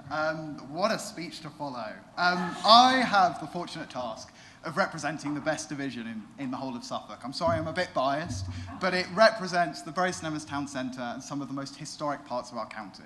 A bit of an ironic twist of fate, considering my own age. And believe it or not, like many councillors, at least on this side, maybe not so much over there, I've spent the last 2 months of my life talking to thousands of my residents. And they have come from all different backgrounds and different walks of life. Some, like myself, being born and raised in Bury. Some in Suffolk, more from the UK, but also a lot of people who were not born here. No matter what, all of these people said 3 things to me. They cared about Bury, they cared about their community, they wanted to see it improve. And that is why it is so vital that we value services, such as translation services, who are trying to make migrants' lives easier. In West Suffolk, noting only one example of how my residents benefit from migration, 20% of workers, approximately, at the West Suffolk Hospital come from overseas. Additionally, migration has informed our local culture and identity.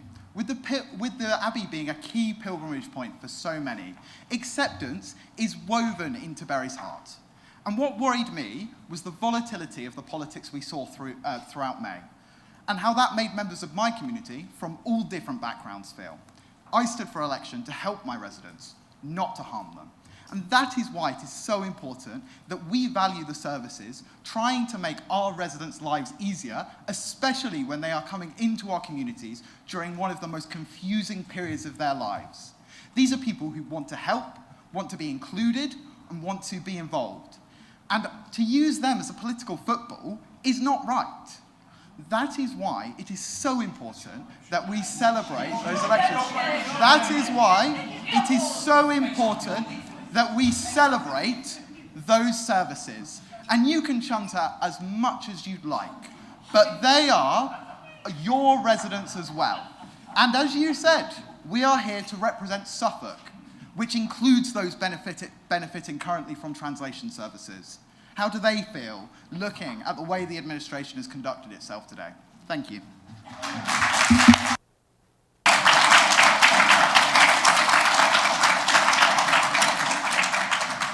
Thank you, Councillor.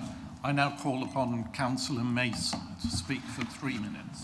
Thank you, Chair. I've changed my speech quite a lot from what I was intending to say. I had been concerned by the way that this issue had been communicated to residents, and there may be many things I disagree with Councillor Stringer on, but I think the refusal to integrate was an alarm as to the sentiment about why to choose those particular words attached to a service that is so valued. I think Councillor Whittle is trying to rewrite that election material during this meeting. I totally agree with Councillor Rout that the discussion, very much from pulling back to Councillor Stringer's point of view, was on the concerns raised by that one particular sentence. So I was concerned about how that had been communicated, where complex issues are sometimes reduced down to simplistic talking points that risk unnecessary division or hostility between communities. And if we're not careful, we can sometimes end up with bigotry wrapped up as common sense, when in reality the issue is far more nuanced and far more human than that. It's not a stunt, Councillor Aalders, to call out misleading the electorate, which I think is the hub of what Councillor Stringer was talking about. I am no... Misleading. What's being threatened? Carry on, Jay. Carry on, Jay. Yeah.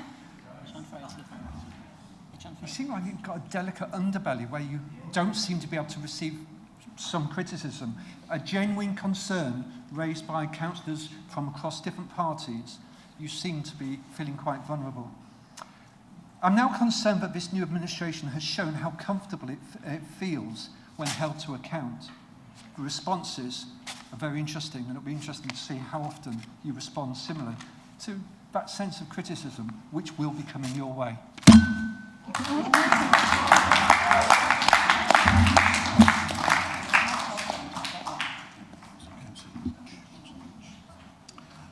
Councillor Leach, you have 3 minutes.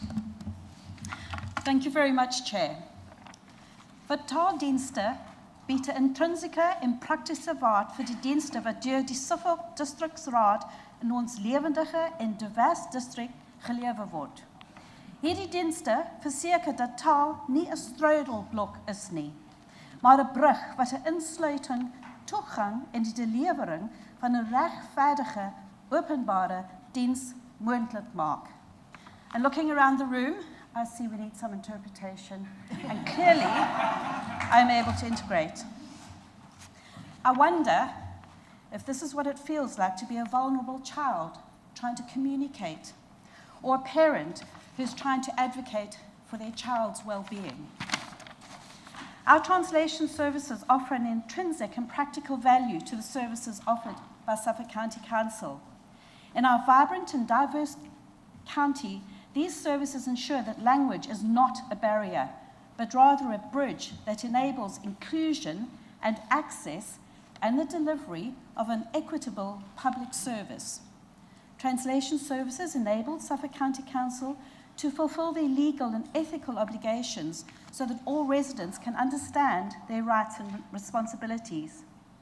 It helps to avert misunderstandings, reducing risk of costly errors, repeated inquiries and service delays. And believe me, this goes both ways. This protects Suffolk County Council as well as looking after vulnerable residents.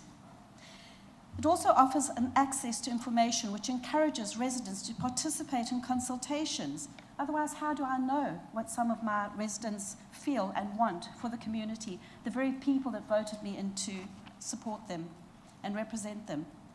It helps us to understand council discussions and to strengthen democratic engagement, which is vital. In summary, translation services are not just a nice to have. They are a core public service that upholds accessibility, builds trust, and enhances efficiency. By investing in high-quality translation services, Suffolk County Council ensures that every resident can participate fully in public life, and these are the residents that I'm standing here to support. It allows residents to receive accurate information and to access the help they need with dignity and with clarity. Don't take that away from our people. I will be supporting the motion to express how much these services are valued, and thank you very much for proposing it.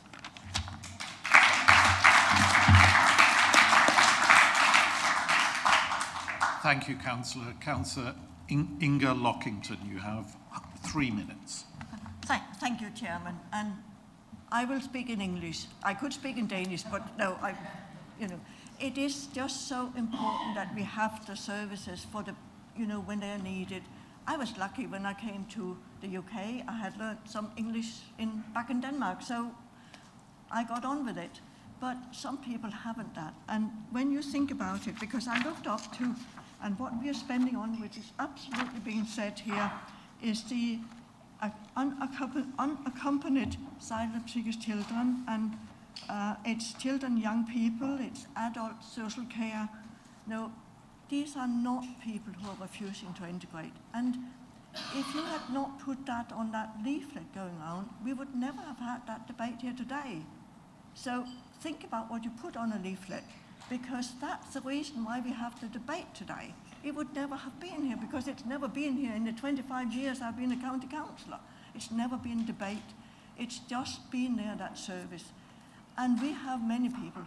The day we had election, I stood outside the polling station, and suddenly I thought, lots of people coming to vote. No, they were not. I stood outside the church, and the church provided English classes, and it was the Suffolk refugees that was coming to learn to speak English, and it was lovely to see. And when I meet somebody who finds speaking English a bit more difficult than I do, I always say to them, please learn, because for your own sake, because if you learn to speak English, then you can get your own information, because the problem is with translation, we can never translate everything in the world, so somebody else decides your information. So it's also about speaking to people, and encourage them to go and learn to speak English. But the services we are talking about today is for people who really need it. So let's not have, I wish we had not had that debate here today, but it comes from your side. So think about what you put on a leaflet in future.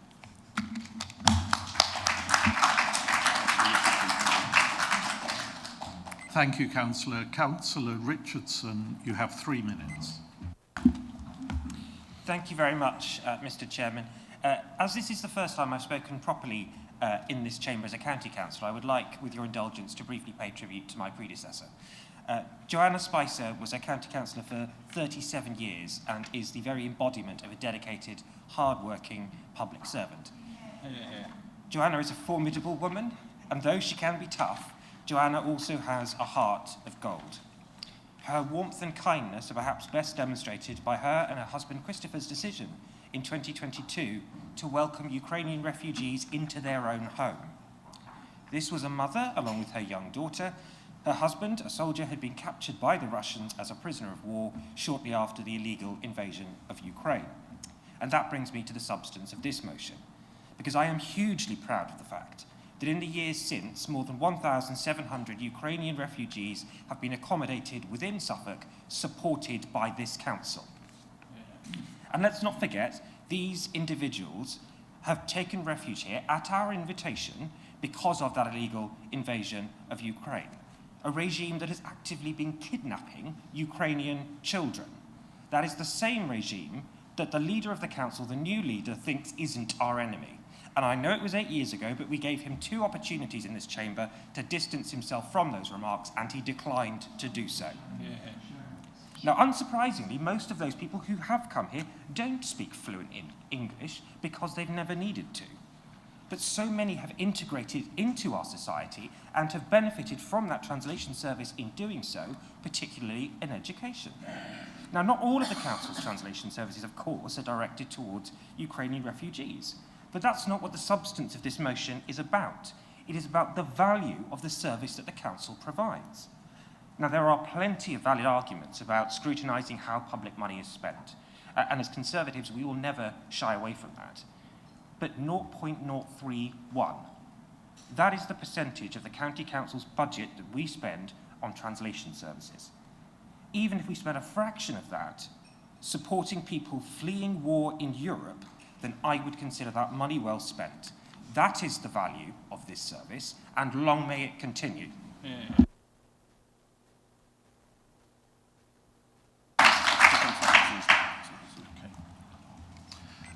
Councillor Hudson, you have 3 minutes. Thank you, Mr. Chairman.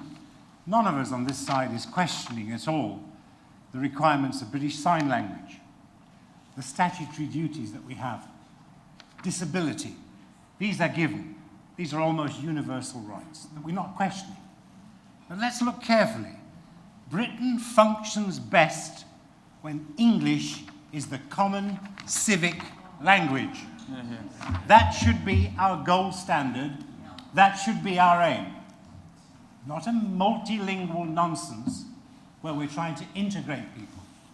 It's very important that Britain functions best and that we teach people through TESOL, through TEFL, through the many, many means that are available.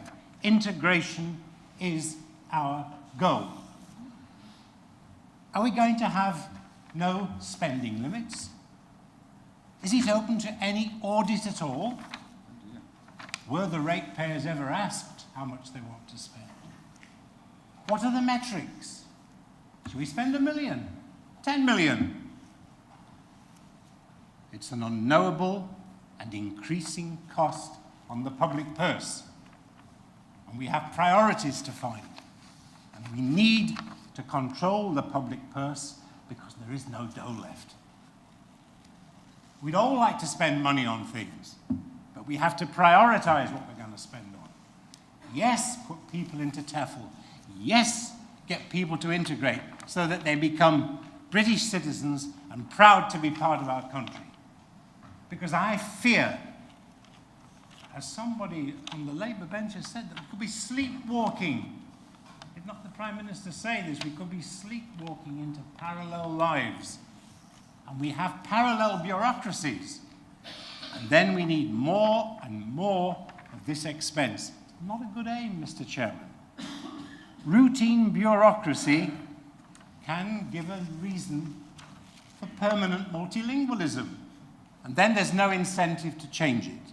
So we need some common sense. The performance metrics, the integration targets, where are they? They're very important, but they're not there. The expense is there. More TEFL, more TESOL, the other means of doing that. They would be vital. Really, what I'm saying here is core services are our priority, and we haven't got enough money for them. Now, this is a wish list, and I don't doubt it's a good one, but our core services are critical. I leave you with this. Britain functions best when English is the common civic language. Thank you.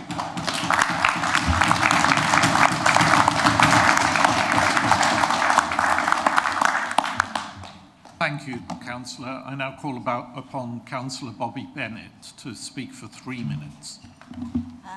Thank you, Chair, and congratulations on your appointment. It's lovely to see you back in this chamber.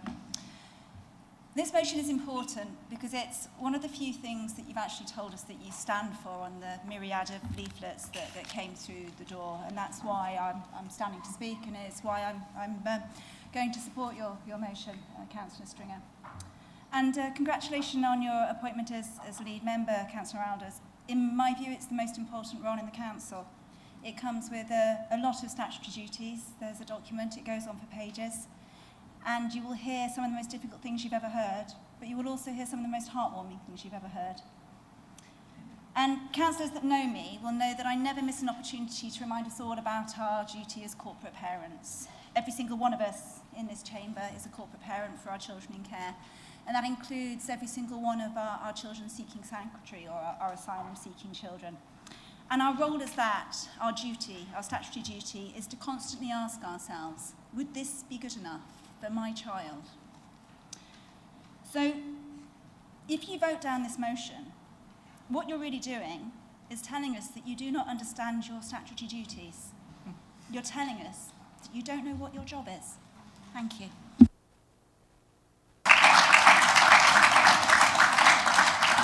Thank you, Councillor. We've got 5 more speakers to speak before I call upon Councillor Simon Aalders to give a closing statement.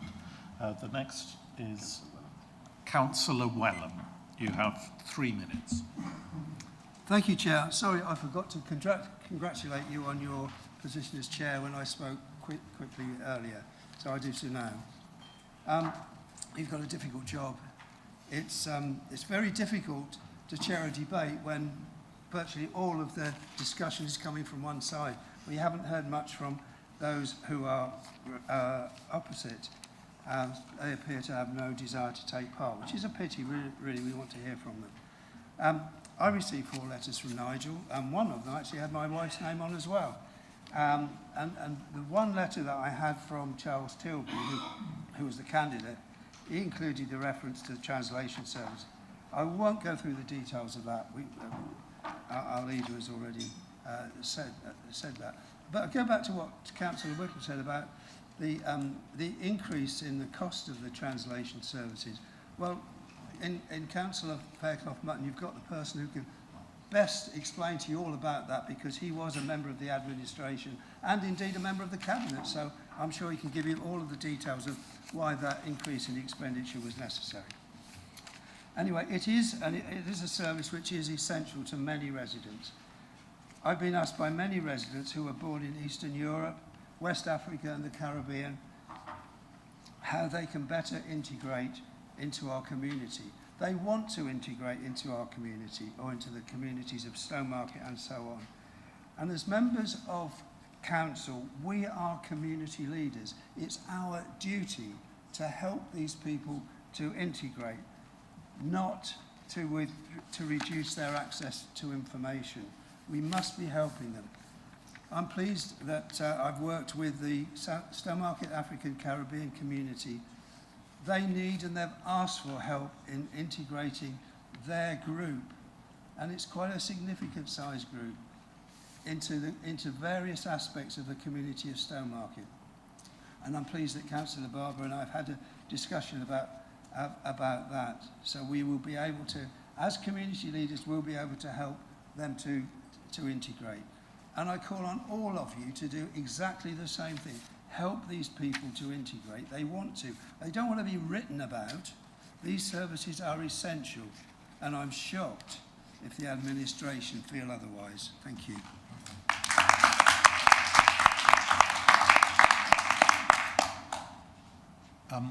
Sorry, Councillor Aalders, it's not you who concludes this. It's Councillor Stringer as the proposer of the motion. We've now got Councillor Bryce. 3 minutes. Thank you, Chair, and may I join colleagues across the chamber in congratulating you on your appointment, and also on Councillor Rock on an absolutely barnstorming maiden speech. Well done.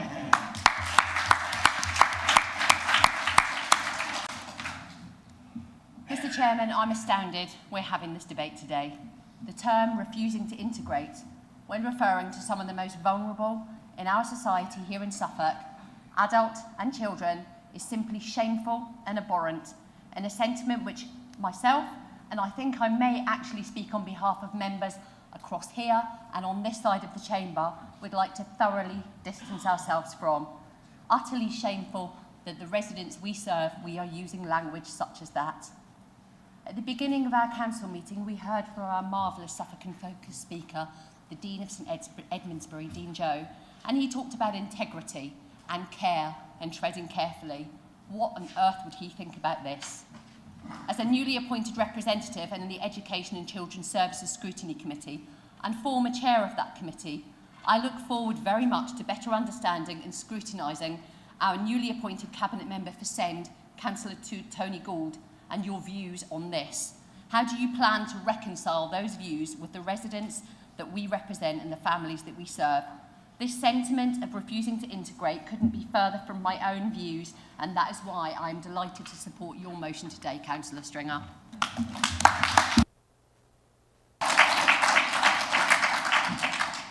Thank you, Councillor. Councillor Adele Cook, you have 3 minutes to speak. Thank you, Mr. Chairman. And again, I echo the congratulations that you've been given this afternoon and the way in which you've been chairing this meeting today. I don't want to put words into anyone's mouth, but I do believe that our colleagues across the floor indicated that they were supportive of the principle behind this motion but would not be supporting it because of their interpretation of the motivations behind it. And the word political game playing was used. And I think I'll concede, you're not playing political games, you're just playing games. If you support the sentiment and the words of the motion, what on earth are you doing voting against it? The fact that people have asked questions should not come as any surprise. You're a totally new element. This is the brave new future. It's not surprising people ask you questions, especially when literature is sent out mainly on a national level. And then when localised literature does come out, it raises concerns amongst people. And I just want to say one more thing. Not so long ago, the leader of this council gave his speech and talked about us approaching each other with civility. And I've listened this afternoon when a certain selection of people across the way have heckled people on their feet. And the worst example was when Councillor Rock gave his maiden speech in this chamber, and some very experienced people who should know better, you heckled him. He called it chuntering. I think that was a good word. I think we need to look at ourselves and decide whether you say when we work with civility, I may never sit down and have a cup of tea with you, but I promise you I will never heckle you during this meeting. I will never be abusive or impolite or disrespectful to you. And I would just ask that you think about what you said a couple of hours ago and ask your group to play along with that, please.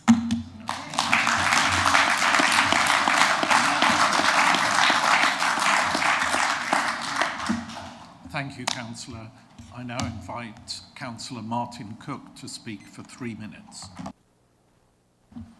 Yes, thank you, Mr. Chairman.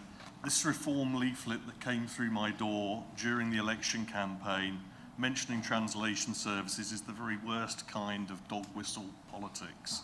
It completely fails to recognise the myriad reasons why our residents might need to access translation services and the benefits that we all enjoy when they do.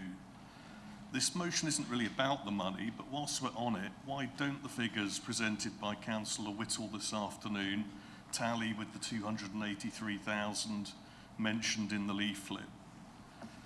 There's been an opportunity today for Reform councillors to distance themselves from materials that were presumably prepared by their HQ in their name. I honestly thought that they would take the lifeline offered by this motion and move on. But no, Councillor Aalders and a procession of others have gone straight for the jugular and sought to justify it. I support Councillor Stringer's motion, and those that still don't should maybe just take a breath, reread what it actually says, think about what they're thinking of voting against, and the reasons why. There might only be 3 of us in this corner, but at least we have our integrity intact.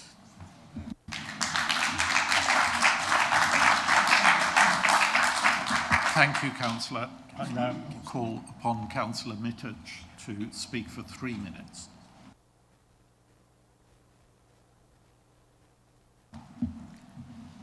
The motion is your chance to rectify your idea that people don't particularly want to learn English. It has to be foisted on them, and that people don't want to integrate. So I would like to know among you, how many of you are fluent in other languages? Fluent? Okay. That's not very many of you. That's, well done, very good. But it's not many of you. And we need to respect that even when you can speak a language well, you may not be fluent enough at all times. You may need extra support. For example, if there's a legal issue or something. Most of us, I speak other languages, I would need support if I needed very complicated things to translate. So I think you should support this motion. Otherwise, you've got to stand behind your racist statement, and you've got to live with that through the rest of your administration.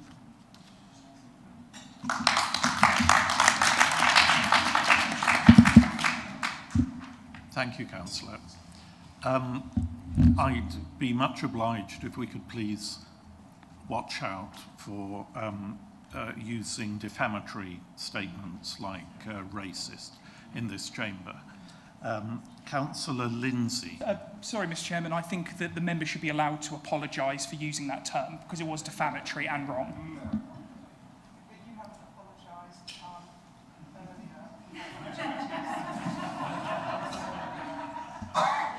Mr. Chairman, she said I was racist. That is defamatory and wrong. Please, can I have the member apologise? No, I didn't. Councillor Mittich, will you please withdraw the term racist? I'd like to withdraw the term racist, and Thank I'll you. try and think of a better term, and I'll talk to you about it later, maybe. Thank you, Councillor. Councillor Robert Lindsay, would you like to speak before Councillor Stringer closes the debate? Thank you, Chair, and congratulations. I gather we all have to say that many times, so I must be getting sick of it.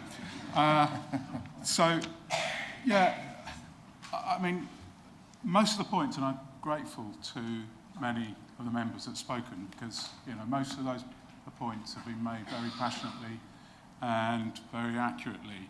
I just want to reiterate what are these rising translation costs that caused because people are supposedly refusing to integrate? The biggest cost is the Homes for Ukrainian scheme. That's families fleeing an illegal occupation by a foreign power, by Russia, of their country. Are we really saying that we are wrong, that Suffolk families were wrong to host those people, to welcome those people into their homes who are fleeing potential death from illegal occupation? Because if we are, then all we're saying, all the people that are currently over 1,000 Ukrainians that are living in this county shouldn't be here, and all the families that hosted them did the wrong thing. But if we think that was the right thing to do, then we have to provide some translation services for these people. There are lessons, Councillor Hudson, available to these people to learn English, and they want to take them. But if you've just arrived in the country, you can't speak English, how do you know how you sign up for these lessons? I just looked on the website, on the council website. They have a whole list of English lessons for Ukrainian refugees, but they have to have half the site in Ukrainian so that these refugees know how to sign up in the first place. You need the translation services to get the integration. They want to integrate, but they need the translation services. So this idea of refusing to integrate is divisive and wrong. The other second largest item of cost after the Homes for Ukraine is the children seeking sanctuary. Now, this council has looked after 397 children in the past 5 years seeking sanctuary. These are unaccompanied children. They're not there with families, they're on their own. Of course they can't speak English. They want to integrate, they want to learn English, and they will, but they need translation services to help them. Now, in terms of, Councillor Whittle said, the costs have gone up massively and we need to question that. Well, the costs, you just need to look. The costs went up because the Homes for Ukraine service only started in 2022. And he cited costs from 2015, 2016. Well, of course they went up because we had an influx of people fleeing persecution. So I'd say to you, listen to the Dean of St Edmundsbury. He reminded us that we need to focus on the poor, the vulnerable, the marginalised and the outsiders. That's why we need translation services and why we need to value them. Thank you.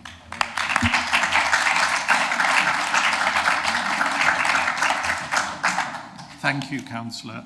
I now move to Councillor Stringer. As proposer of the motion, do you have anything further to add? Oh, yes, I do. Three minutes, Councillor. Right. I just want to address, first of all, this thing about this motion being a stunt. If this side of the chamber was doing a stunt, previous history will tell you, you would know. You would know if we were doing a stunt.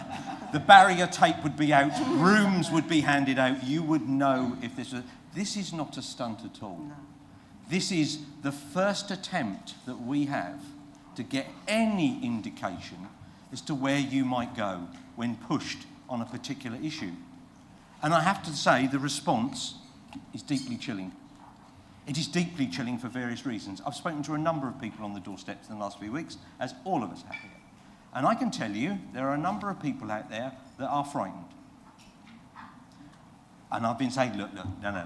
If the council goes in this direction, I'm sure the services that you use will be protected. We'll do everything we can. These people wouldn't do that. Of course they wouldn't. And at the first turn, where you're asked to clarify, you're suggesting it's a stunt and we're playing politics. Your leaflet had that phrase on it, refusing to integrate. Using that cheap dog whistle tactic of trying to marginalise a whole group of people that are in fact a myriad of people with different wants and desires, that also is a part of a statutory duty of you and us as a corporate parent, for you not to even think that you might want to value it in any way. You could have amended the motion to say we value it as long as the terms and conditions apply, etc., and put a gate, but you didn't. You've just come straight back and said, absolutely not. I find that personally deeply chilling, and I will be going back to those doors that I knocked of those concerned people and go, I think we've got a harder job than we thought we had. And I regret that. And I honestly regret that. What's really interesting, I do listen. I've listened to all of your radio interviews, and I still don't quite understand what you're going to be doing. You can dismiss that. You have the right. But what I have listened to is what everyone has said today. What everyone has said today. We've heard the minister earlier, the Reverend, which I thought was brilliant, talking about the common good and what a diverse community that we have. And also, one of the administration said that you would never play politics with children. By not supporting this motion, you are doing precisely that. You are playing politics with children if you don't put some distance between yourself and that phrase that, frankly, you put into the public discourse for electoral reward. So I stand by the motion, and I encourage everyone that values any part of our translation service to vote yes. Thank you, Chairman.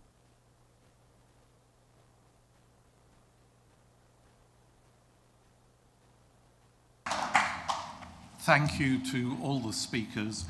I now propose that we move to an electronic vote. So you're voting yes if you support the motion and no if you're against the motion. Abstain.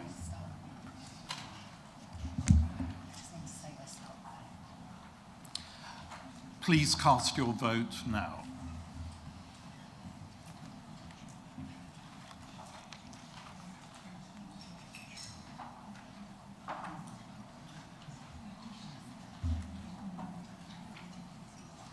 On your screen, it should say that your vote has been cast. Has everybody voted? I shall now close the vote. And the results are in favour 30, against 38, 0 abstentions.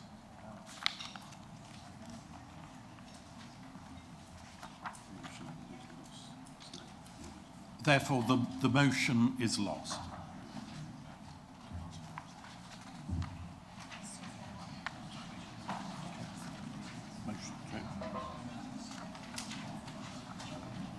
Let's now move on to motion 2.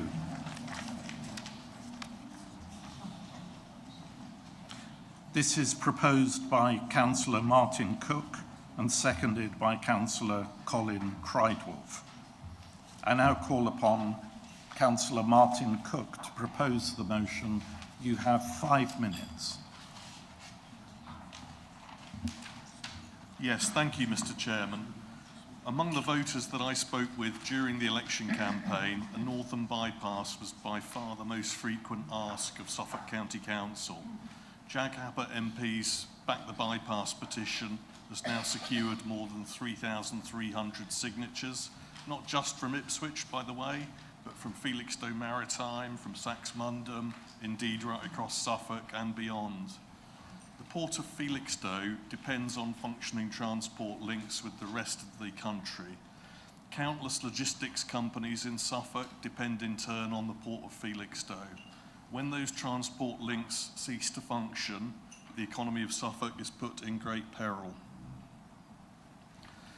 The economic costs and risks of our catastrophic traffic problems are clear, but there are social costs as well. I was very much struck by a public Facebook post on the 27th of April. I do not know the author, but clearly he must be one of our constituents, and he wrote, my wife had a hospital appointment today. The traffic was so bad as the Orwell Bridge was closed that we had to walk the 2 miles to the hospital in hot sun. My wife is 88 and didn't quite make it. I had to fetch a wheelchair from out of the hospital and pull her in the chair the final quarter of a mile. Not something an 81-year-old should have to do. That's just one man's story, but every time the traffic chaos descends on Ipswich, thousands of people lose work, miss job interviews, miss medical appointments, miss family gatherings, even miss births and funerals. For far too long, the Conservative administration at this council adopted a do-nothing approach on our traffic problems. Today can be a fresh start on that. First of all, this motion seeks to build on the council's resolution last July that a northern bypass should be built. What hasn't been evident since last July are any concrete steps towards making the bypass a reality. This motion also seeks to right that wrong. We know that a northern bypass will be expensive, but such things are possible. Norwich has a completed northern bypass. Significant road building is getting underway around Colchester, Chelmsford and so on. We cannot accept Ipswich being stuck in the slow lane. Much has been made previously of a lack of support for 15,000 new homes needed to help fund the bypass. The reality is the homes are coming anyway. Our only decision is whether we want infrastructure in return or not. Building a business case which justifies the cost of the bypass, based on benefits to the nation, not just to Suffolk, on resilience and not just on housing, will be vital to us making progress. Way back in January 2020, the council completed a detailed assessment of 32 options for dealing with our traffic problems. The top 5 options in that study were all variants of the Ipswich Northern route. Bottom was do nothing, which is what we've been doing since then. Second from bottom was a tunnel under the River Orwell. Third from bottom, a new bridge. The next step for this council is to pick up the work that stalled in 2020 and decide a preferred route from amongst those top 5 options. From there, we need to go forward with submission of a strategic outline business case. These are the crucial next steps to unlocking discussions on funding with government. No business case, no funding, no bypass. Got to move forward. We have just 12 months before elections to new unitary councils, at which point this council's decision-making powers will very quickly start to drain away. We must take advantage of this short window of opportunity, and for this reason, I'm calling on the council to immediately restart the stalled work, and by 30th of September, set a deadline for submission of an outline business case for the Ipswich Northern bypass. Mr. Chairman, I move. Thank you, Councillor Martin Cook. Councillor Colin Kreidewolf, I now invite you to formally second the motion and confirm if you wish to speak now or reserve your right to speak later. I second the motion and reserve the right to speak. Thank you. Thank you, Councillor.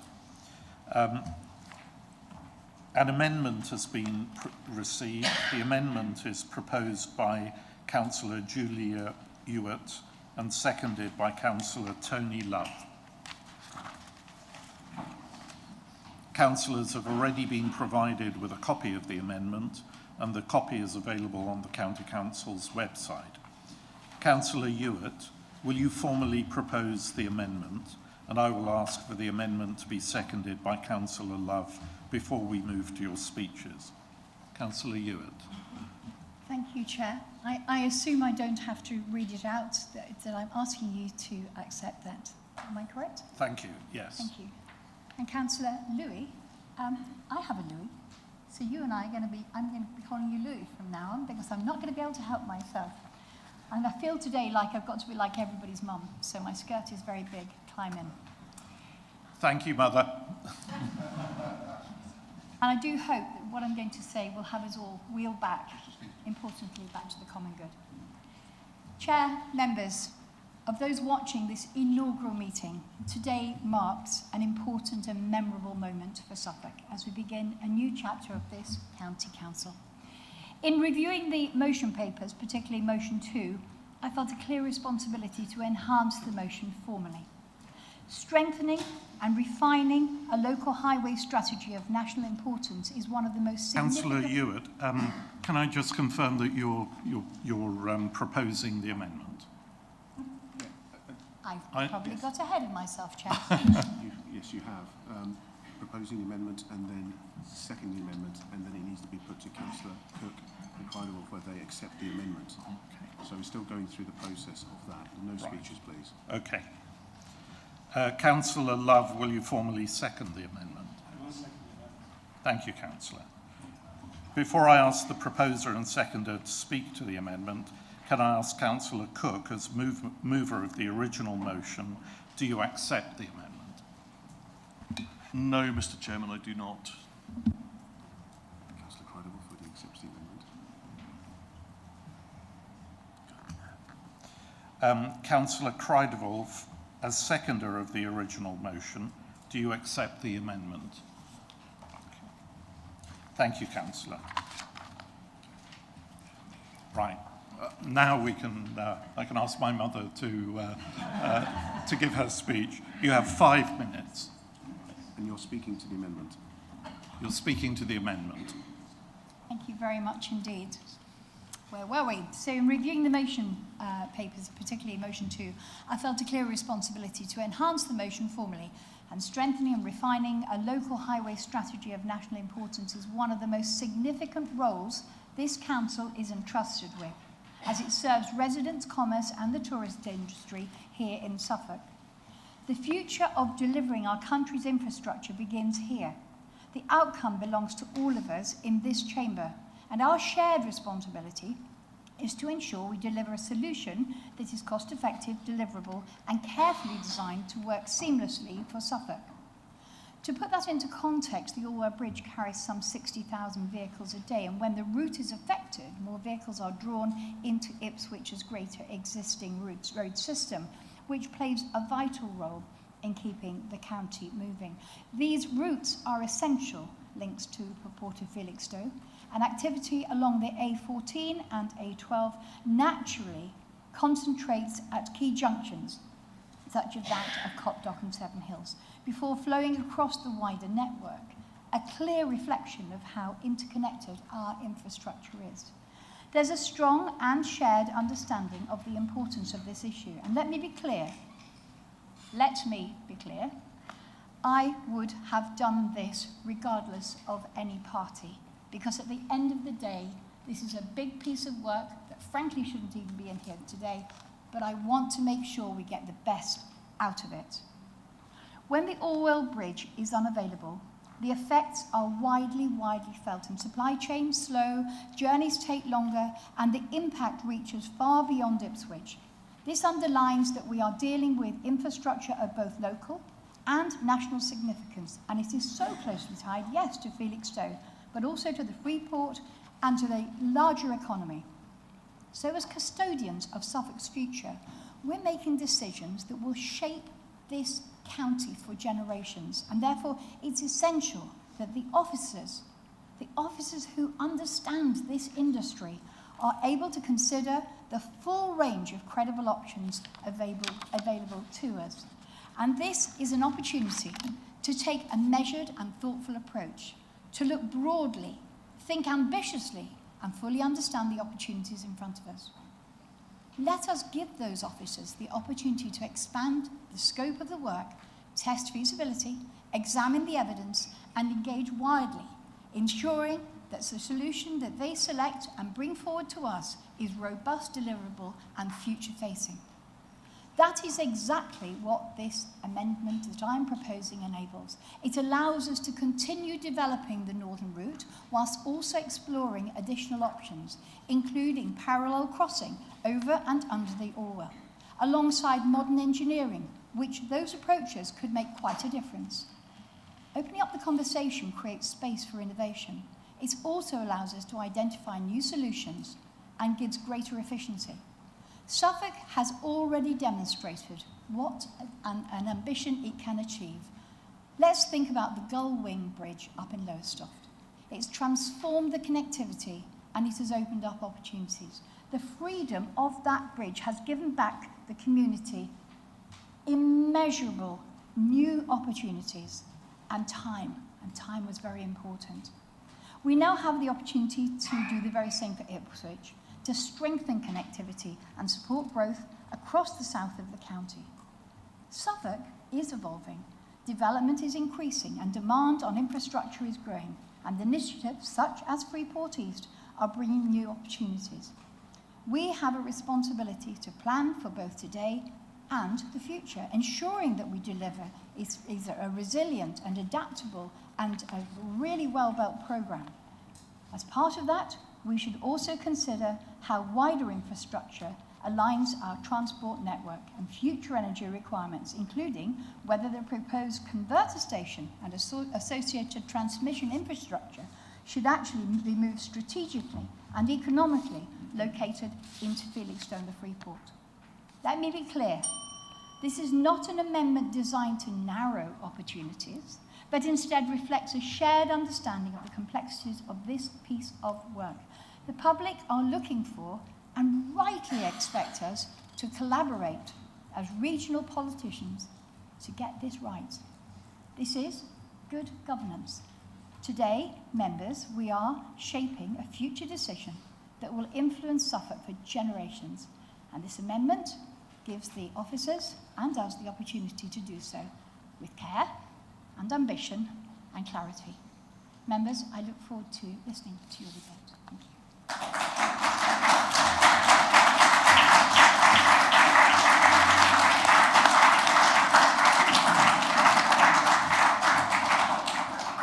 Thank you, Councillor Ewart. Councillor Love, as seconder, you have 3 minutes to speak, which you may take now or later. I'll take it later. Thank you. I'm now about to open the debate on the amendment. I would just remind councillors that Councillor Cook, as holder of the substantive motion, may speak for up to 5 minutes at any point in the debate. Any other councillor, including group leaders, may speak for up to 3 minutes each. If you wish to speak, please signal that you wish to do so and wait for confirmation that your signal has been received by the monitoring officer.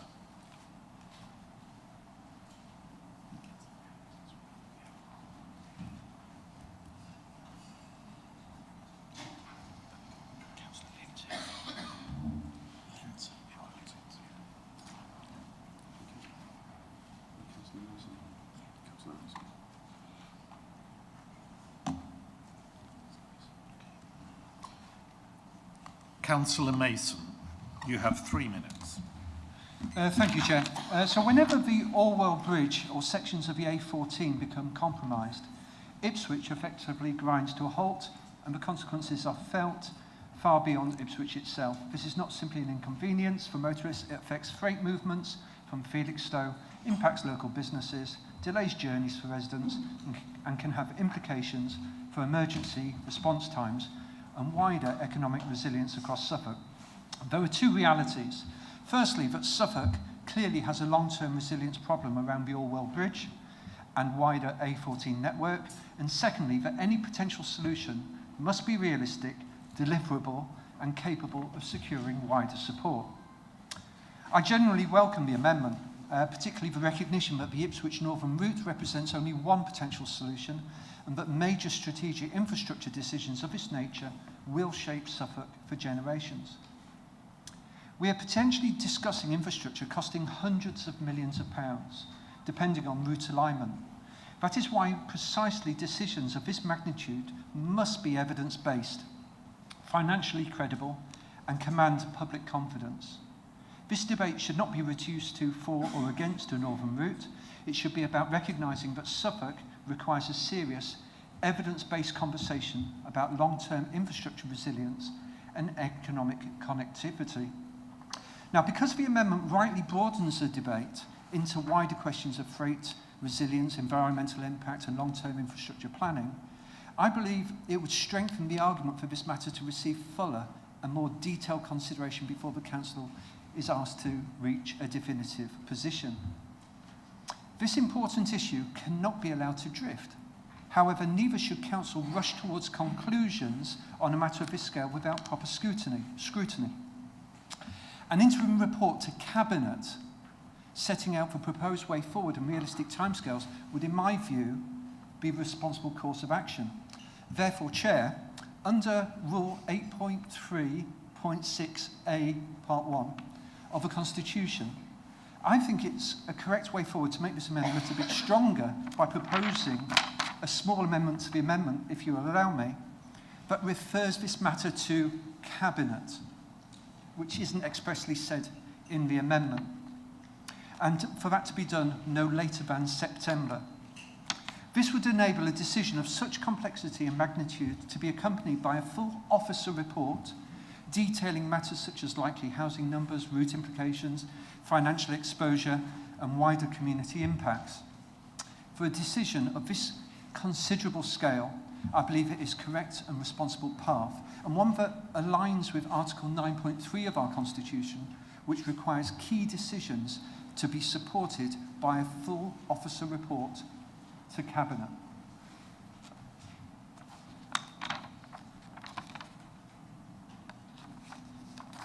So, Councillor Mason, you're raising an amendment to the amendment. We're currently in the amendment procedure. We have to deal with the amendment procedure first, and for all members to then vote on the amendment and decide whether that becomes the substantive motion as amended, and then we go back to the amendment procedure if there's any other amendments. If you wish to then propose a further amendment, you need to have that in writing and hand it to the chair, and then I have to assess whether I'm going to agree whether that amendment is valid before we then go back into the amendment procedure again to amend the substantive motion as amended if passed.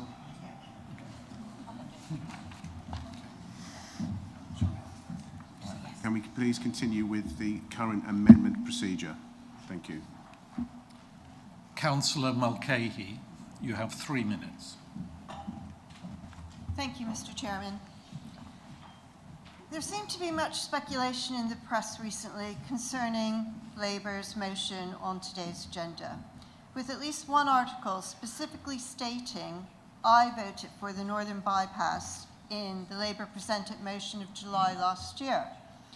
However, that amended motion was not just a vote for the Northern Bypass, as the press suggests, but was a comprehensive list of actions for the Council to take to address the congestion issues faced with the closure of the Orwell Bridge. It stated a Northern Bypass or other interventions should be built, and that Council should seek government clarification that current strategic transport schemes, including the A12 MRN, remain funding priorities. It also acknowledged that progress could only be achieved with cross-agency participation, working with district councils and Suffolk MPs to build a consensus for the way ahead. That is what I supported. The current Labour motion does none of that. It defines the issue as being an Ipswich traffic concern with a nod to the wider Suffolk economy and lists the only solution to be the building of a Northern Bypass. It limits working only with district and borough councils. History on this issue shows that without cross-agency support, there is no business case. In 2019, a detailed Northern Bypass proposal was created but shelved when the district councils determined the cost to the countryside too high. Again, last year's motion was not progressed when the Ipswich MP chose not to attend the meetings SCC officers arranged as directed in the motion. By putting forward their current motion, Did the Labour councillors really believe there's a legitimate business case for the government to invest over £500 million to build a road to ease the Ipswich traffic congestion experienced on the occasional days the Orwell Bridge is closed? I will be supporting the amendment as it makes clear the lack of infrastructure investment is not just an Ipswich or Suffolk concern, but a national concern. It recognises the need for investment to keep the nation's goods delivered in a timely and efficient way from the UK's largest port.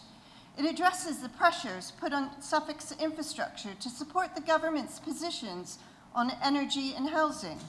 It stresses the need to consider all options for the good of Suffolk and the country, not just an Ipswich traffic problem. I would encourage all councillors to join me in voting for this amendment.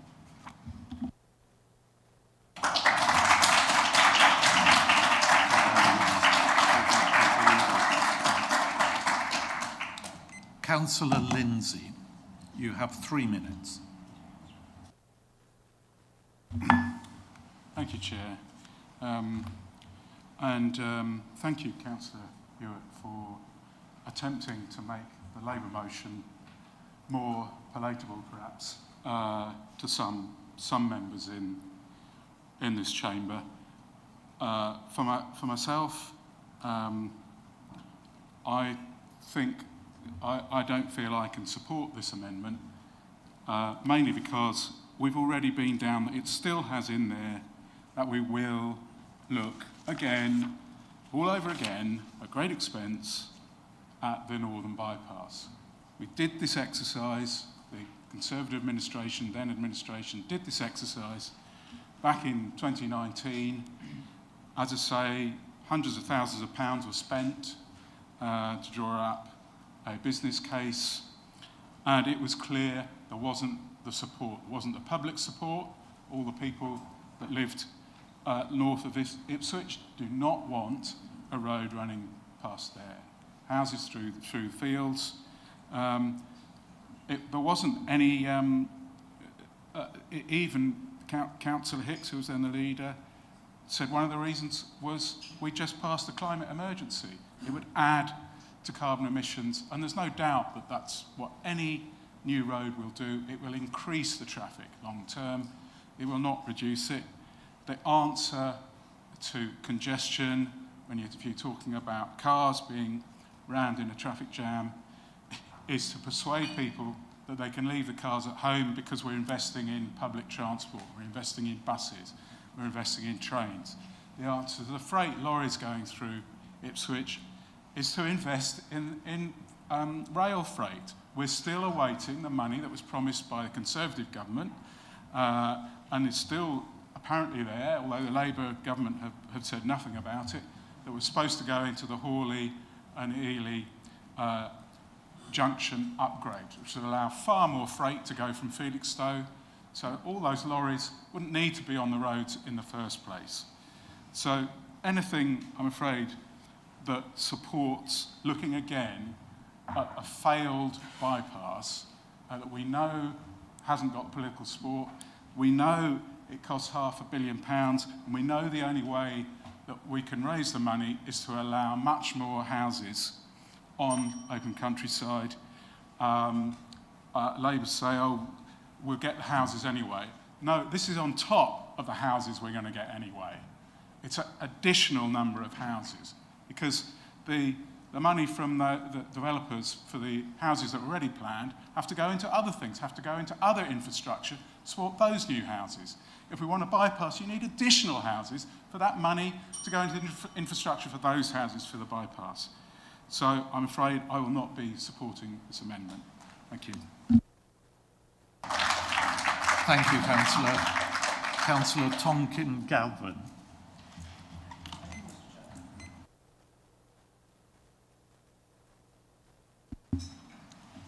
There we go. I'm afraid I haven't had time to write a speech, but I have thought of a few things to say. First of all, I'd like to thank Councillor Ewart for having the wisdom to propose this amendment.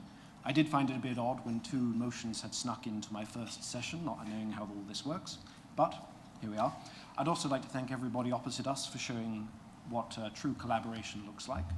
I've scarcely been able to tell the difference between the four parties this evening, but I think we may have found something that they actually disagree on, which is encouraging, and I look forward to disagreeing with all of you in the future.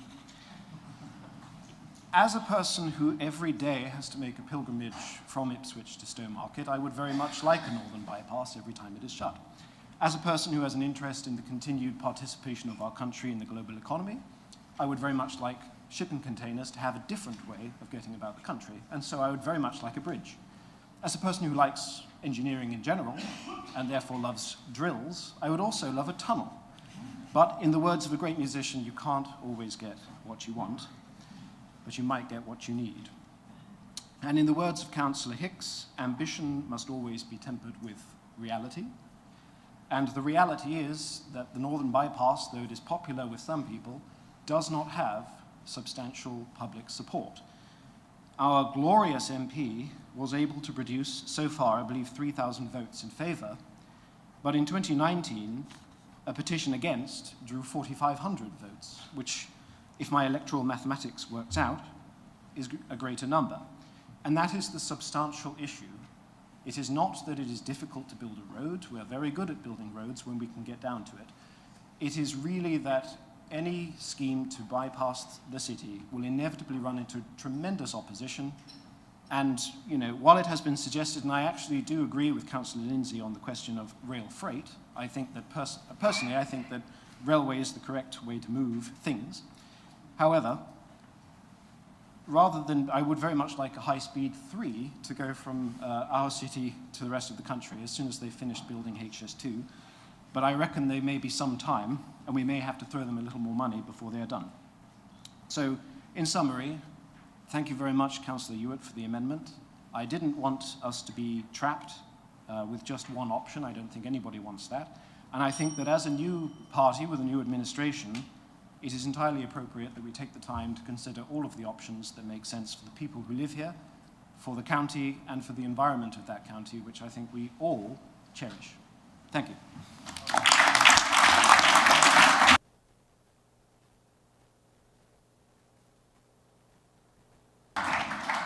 Thank you, Councillor.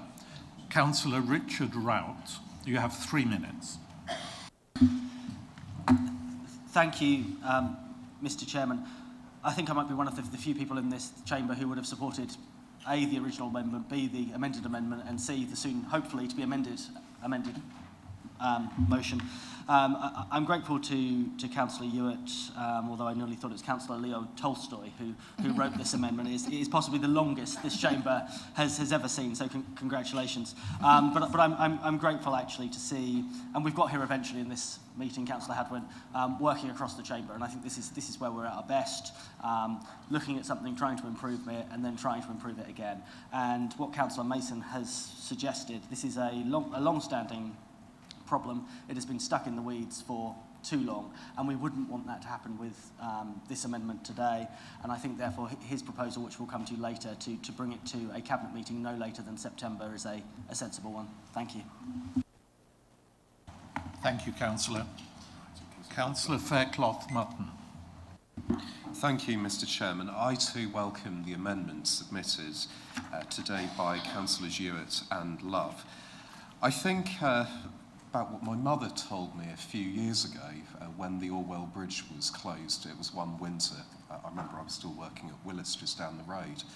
And she said to me, that's what it was like on Suffolk Show Day before the Orwell Bridge was built in the early 80s. And I thought, goodness, really? Is that what it was like? So we are at a stage where the population has continued to grow. The Orwell Bridge was opened in the 80s. The population of Ipswich and the surrounding area has grown. That is a fact. That is something we can all agree upon. And infrastructure must move on. In my view, being a proud rural man, I don't want to see arteries of concrete flow across the Suffolk countryside. No, absolutely not. And that is why, in the motion proposed by Councillor Ewart and Councillor Love, it is right to consider all options. Councillor Lindsay does seem to forget that buses use new roads and tunnels. It's not just cars. If people are more likely to get to A and B through a faster network, whether it be buses or cars, they will use public transport as well. They're not simply using cars on these roads. And possibly cyclists and pedestrians as well, although it does depend what type of tunnel is used. Not all can use them. I think the other thing that the Labour group could also look upon, the most likely source of funding that we could have had with any route improving circulation around Ipswich, could have come from the Norfolk and Suffolk mayor that should have been elected on May the 7th, the same day as all of us, but your government shied away from an election on that front. Perhaps your MP in Ipswich, and indeed the other Labour MPs, could ask the government to return our elections as soon as possible for the Norfolk and Suffolk mayor, so he or she can unlock that funding for Suffolk, not delay it until May 2028, as you're currently doing.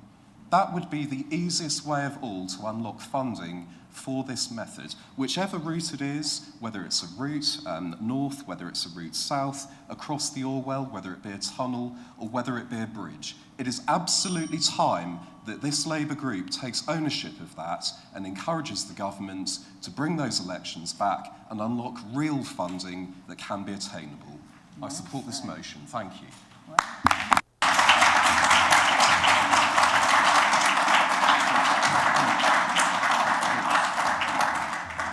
Thank you, Councillor. Councillor Matthew Hicks, you have 3 minutes.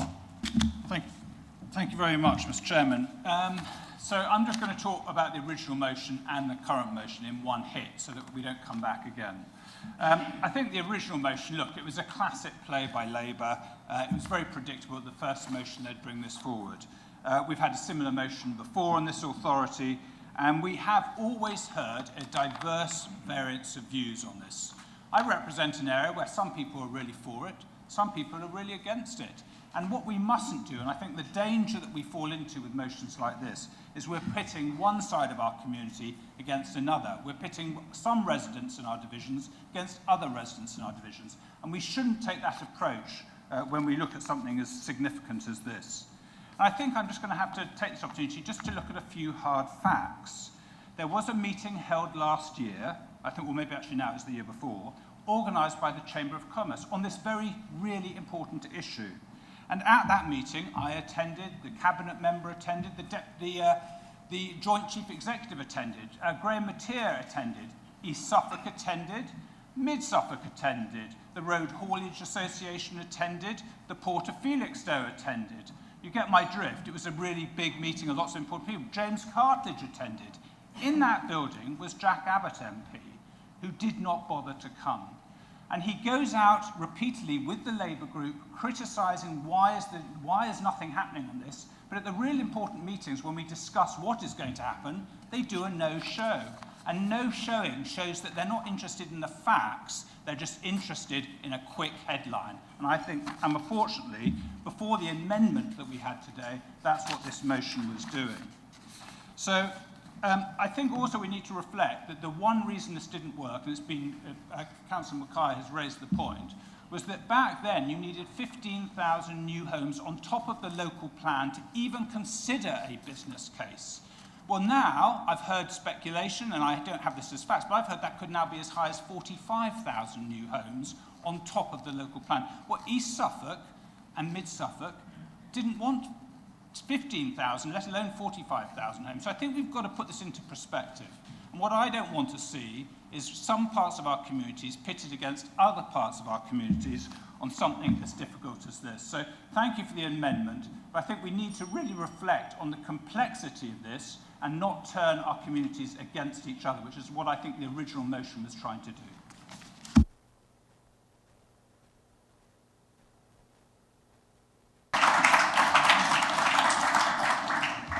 Thank you, Councillor. Councillor Stringer, you have 3 minutes. Thank you, Chair. Yeah, what an interesting issue, what an interesting debate. I won't be voting for the amendment or anything to do with this until we actually sort out what we're going to do and have a proper strategic get-together about what we need to do to achieve the right outcome for all of Suffolk, not just those affected when the road network goes haywire. I've personally got caught up in that traffic. I've had one of the worst days of my life caught up in that traffic when I had a family member in awful trouble, and that was a horrific experience. We got through it, but that doesn't mean that we should leap at the first opportunity to make the wrong decision. I'm going to, for the first time in this chamber ever, channel Councillor Hudson. At what cost will be all of this? At what cost? £240,000 was too much for translation services a few minutes ago. This, just doing a report on this, you'll be going to looking at millions and millions of pounds that you're signing off immediately. I thought you were into every penny should be scrutinised and squeezed. Yet here we go, it's about 5 or 6 million just about to brush out the door by saying yes to this. What we need to do first is make sure that every government who mentions the rail improvements are held to account and give us the cheque, and let's get that sorted out. That immediately takes 98,000 HGV movements off Suffolk's roads. That's not a huge amount. It's only, David Ellesmere is here, it's only 6 trains a day, but that's still 98,000 wagons that are not on the roads of Suffolk each year. You need to start with that one first and work out how strategically you can move rail freight through here before you even enter looking at anything like a northern bypass. You need to start looking at your river crossing. When the Dartford Tunnel got too busy, what they didn't do is said, I tell you what, we'll get all the councils in London and chuck money in, and we'll go to build a new bridge over at Richmond. We didn't do that. They built another river crossing very close to the original tunnel, and they got some of the best engineers in the world to do that for us.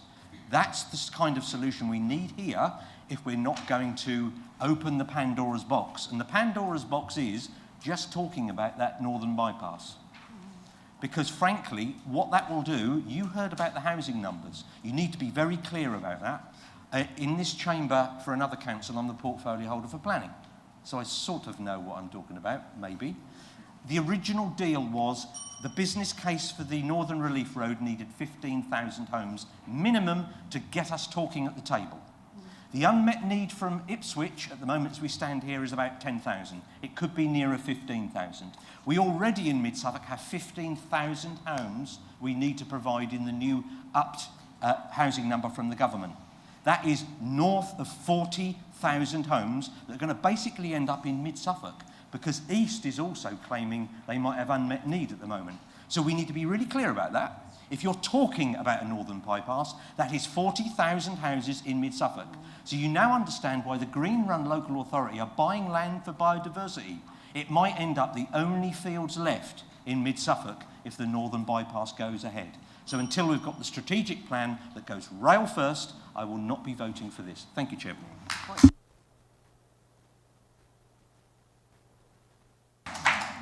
Thank you, Councillor.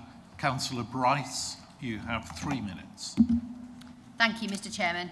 It is, as always, an honour to represent the good people of Carlford, and I'm delighted to have been returned to this place to continue to do so. I stand here as someone who has consistently and unashamedly stood alongside my residents in steadfast opposition to a northern bypass. But let me begin where I agree with the proposed amendment brought forward, Councillor Ewart. We cannot ignore the reality we face. Every time the Orwell Bridge closes, whether due to accidents, high winds or maintenance, Ipswich grinds to a halt. Freight from Felixstowe is delayed, businesses suffer, and the effects ripple far beyond our county. So let me be absolutely clear, doing nothing is not an option. But we must find a solution that keeps traffic flowing and protects this nationally significant corridor. But where I part company, firmly and unapologetically, is with any suggestion that the answer lies in reviving, yet again, a northern bypass. This is not a new idea. It's been examined, costed and tested, and in 2020 was abandoned because it couldn't secure support or funding required, and as we've heard, nor was there consensus amongst the districts to accept the new houses. As I've said before, and I stand by it today, the northern bypass is a concept. It is not a solution. There is no agreed route, there is no credible funding plan, there is no business case that stands up to scrutiny, and today's motion or amendment, I'm afraid, offer any change to that. Meanwhile, the impact on the communities who I represent is real and tangible. It would carve through some of Suffolk's most beautiful landscape and leave an irreversible scar, destroying rural communities forever. And worse still, it continues to bring uncertainty, anxiety, and blight for residents who I represent in those rural villages. I'm elected to protect those communities, as we all are here for our own communities, not place them under threat. We must also be honest. Projects of this scale do not always solve congestion. Too often they simply move the problem or make it worse. This is where I welcome the spirit of the amendment, because it recognises we must not restrict ourselves to one option. There are credible alternatives. The Upper Orwell crossing was a developed, government-backed scheme designed to cut congestion, improve journey times within the existing network, and it had support. Investment in rail, Ely-Hawley, again, has support. We can't get it over the line. These are practical, deliverable solutions, not speculative, yet the government still won't fund them. So what makes those in support of this motion today think that they're going to fund a northern bypass? Progress that comes at the expense of our communities and countryside is not progress at all. A proposal of this magnitude requires costed proposals, a sound, solid evidence base, and I'm afraid that I will not be adding my support. Mr. Chairman, I am nothing if I am not a voice for those who I've been elected to represent. Thank you.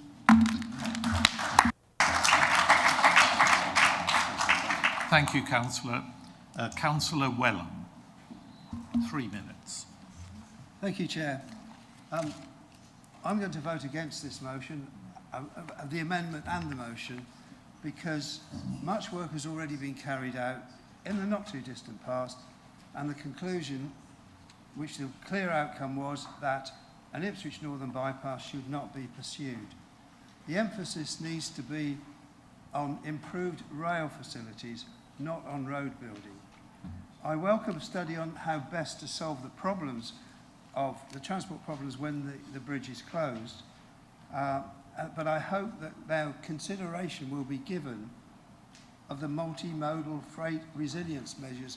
I think that's the phrase from the amendment, but they need to include how best to increase the amount of freight transported by rail, to reduce the effects of diverted traffic, indeed to reduce the amount of traffic on the A14 in its totality.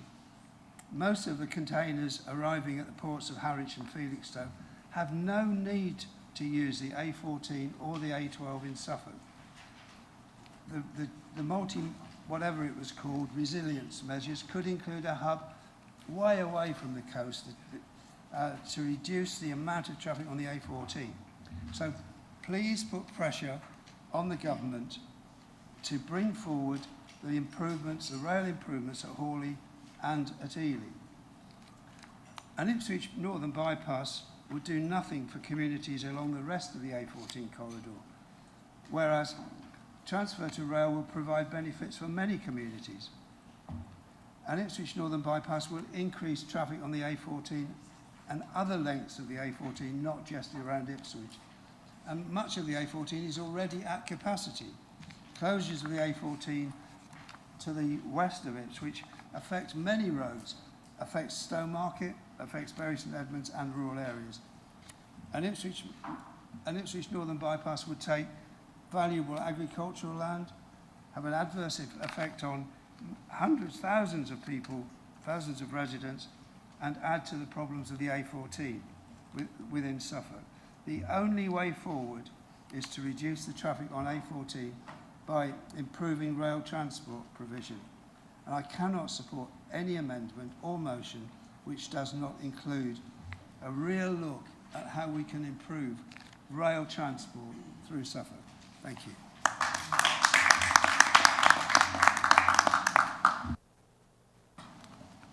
Thank you, Councillor. Councillor Patchett, you have 3 minutes. Thank you, Chair. And again, I haven't spoken to you before, but congratulations. I wasn't really going to speak on this one, being sort of a newbie councillor, and obviously had not sat in the previous administration, and had not debated this at length, which I'm sure it has been in the past. To me, it almost sounds like actually we are almost, as a room, kind of aligned that I think we all agree on all sides that there's a problem and that we all want to have a solution. Okay, so everyone's nodding, so yes, that's good. I don't know how many truck drivers have we got in here. Have you got any HGV licence holders? I cannot be the only one out of 70. Tristan, obviously. Bainsy, yeah. So, it's all ex-military. No, you're not ex-military? Oh, sorry, you look it. It's all right. You are? You haven't got HGV? No, okay, right. So, yeah, so HGV driver. So, for a little bit, a couple of years ago, I was actually doing a bit of agency driving, and I was in and out of Felixstowe docks like 4 times a day, sometimes like 5 times a day, and it is an absolute nightmare when that bridge shuts. So I have been that lorry kicking out diesel fumes going around Ipswich. So I know there's a problem, and it really does sound to me like we do all agree that there's a problem. So this is just a motion. This isn't a report. So what really this motion is saying is that we should look at some other options, right? So yeah, I agree. So I'm sort of, we should look at some other options. I'm supportive of that. And yes, it will cost money, but good infrastructure costs money. And we are here to give good infrastructure to the people of Suffolk. So of course I support it. But I mean, I'm loath to add another amendment to the amendment, but 2 things scream out to me, okay? It's not costed, and a few people have said, look, it's not costed. So, I mean, there's the cost of doing the reports. As Andrew says, that's probably hundreds of thousands, maybe millions. And then the actual building the thing itself. And, I don't want concrete all around the fields. I bet none of you do? Who wants more concrete? Like, no one. There we go. We're all agreed, look. 2 things we're all agreed on. The rail is the good option. Rail is, if we can put more containers and get them out of Felixstowe on rail, we're getting trucks off the road. And then if that bridge does shut, then that's less trucks going through. So I guess the amendment that I was thinking of is we haven't actually considered health in section 3. We haven't actually considered any health benefits. The fumes from those trucks and cars going through the centre of town, okay, with all residual heat, concrete makes more heat, so it actually amplifies all the fumes.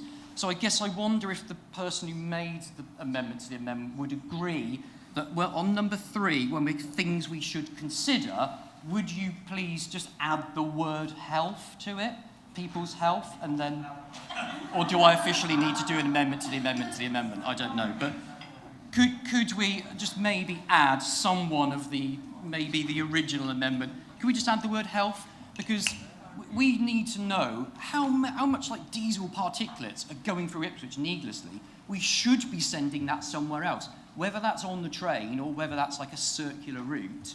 Those diesel fumes really, asthma's on the rise and respiratory things are really on the rise. So, when we do actually look at this properly, because it sounds like that's the way it's going, when we form this report, could we just add public health to it, please? That's maybe one request. Cross-party, we can all agree. We've agreed on 2 things. Let's maybe agree on 3. Wouldn't that be a beautiful thing to end on? Thank you.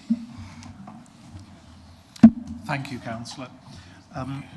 Councillor Kreidewolf, would you like to speak on the amendment? No. In that case, Councillor Love, can you make your concluding comments on the amendment? Yeah.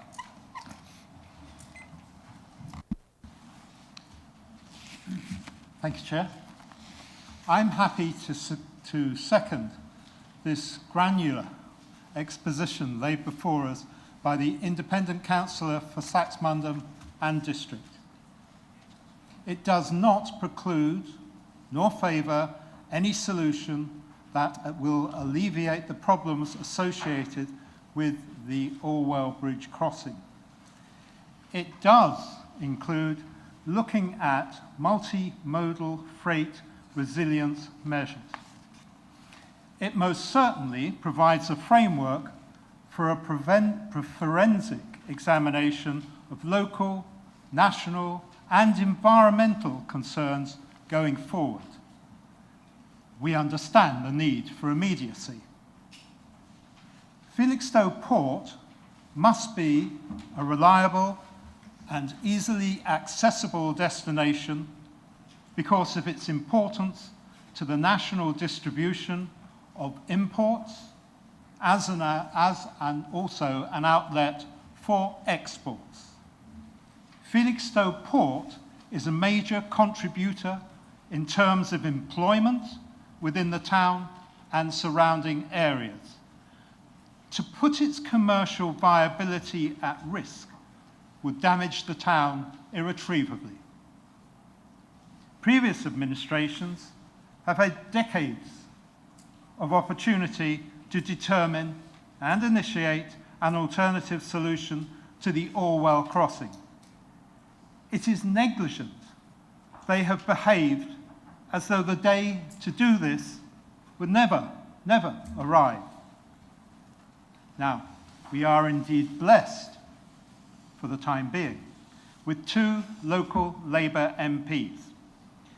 We need them to extract from central government the necessary financial commitments for this important national level strategic project once we, as a council, have agreed a detailed solution.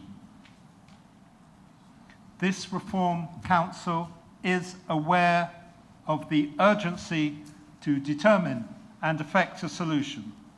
And this solution, of course, has huge implications nationally and for Suffolk for decades to come.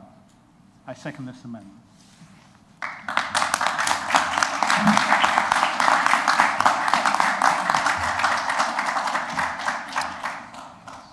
Thank you, Councillor Love. Councillor Martin Cook, as the holder of the substantive motion, you may speak for 5 minutes. Yes, thank you, Mr. Chairman. I know I'm new here, but I was genuinely surprised when Councillor Ewart started speaking from somewhere behind me rather than from the administration side of the chamber. Let me give you 4 reasons to oppose the amendment. Number 1, it removes support for the bypass. Last July, this council resolved that a northern bypass should be built. This motion, my motion, sought to reaffirm that decision and set out next concrete steps towards making it a reality. The amendment removes support for the bypass, removes those concrete actions, and replaces them with 100% flannel and diversion. An overlong amendment, it only delivers confusion, not clarity. It takes us back, not forward. Other projects, of course, have merit, but 100 trains worth of freight go over the Orwell Bridge every single day. Of course, we should maximise the role of rail freight, but Ely and Hawley between them only enable 6 extra trains per day. Councillor Stringer's concerned that we're about to leap to a decision. I think there's no danger of that with this amendment. This is do nothing on steroids. Number 2, it removes protection for bypass routes. Councillor Hadwin was quoted in the Ipswich Star saying that he wanted to keep all options on the table. This amendment removes protection for the top options that were previously identified. This presents a significant risk that these options will be taken off the table for good as a result of bad planning decisions by district councils. If Councillor Hadwin is genuine about wanting to keep all options on the table, then he and his administration will not vote in support of removing Commitment B from the original motion. Number 3, it removes concrete steps and timelines. In removing commitments C and D, which talk about getting work started immediately, building and submitting a business case, the amendment squanders the year that this council has available to it to act. It condemns us to years more of traffic chaos. Number 4, it revisits previously discounted options. This council completed a detailed assessment of 32 options for dealing with this issue back in 2020. The top 5 options in that study were all variants of the Ipswich Northern route. Bottom was do nothing, second to bottom was a tunnel, third from bottom was a new bridge. A tunnel is estimated to be 3 times the cost of a bypass and still be a single point of failure. Tunnels and bridges are fantasy options, not credible options. In seeking to rerun the options assessment that was done years ago, this amendment is an invitation to waste money and sets us back 7 years or more. Mr. Chairman, I used to believe that the very worst thing that could happen to Ipswich would be to be part of a county-wide authority run by the Conservatives. Turns out I was wrong. Just like the Conservatives, Reform are trying to kill off the Ipswich Northern bypass. What this amendment tells us is that things will never get better for Ipswich while it remains shackled to the rest of Suffolk. And yet Councillor Hadwin and his Reform administration are hell-bent on spending £100,000 of taxpayers' money in a desperate attempt to derail LGR and perpetuate this system of local government that continues to fail Ipswich. Thank you, Councillor. We will now move to an electronic vote on the amendment. If you support the amendment, please press yes. And if you do not agree with the amendment, please press no. Against?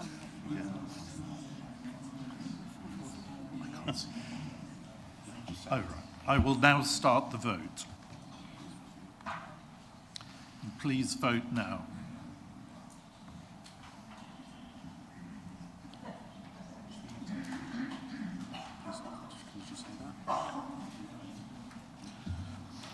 Okay, if you're, please ensure that your screen says your voice has been cast. Has everybody voted? I shall now close the vote. And in favour of the amendment, we have 50, against 17, abstain 2. So the amendment has succeeded and has become the substantive motion. Councillor Mason. Thank you, Chair. I have a very small amendment. I have a very small amendment for the Chamber to consider. Could you bring it over? Sorry. Councillor Mason. Councillor Mason. Sorry. Do you have a seconder? Yes, have a second.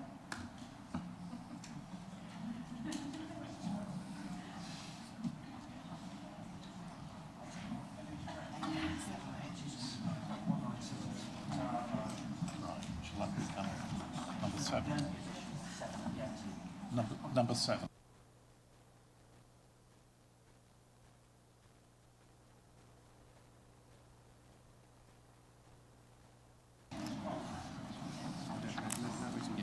Just let Nigel review it first.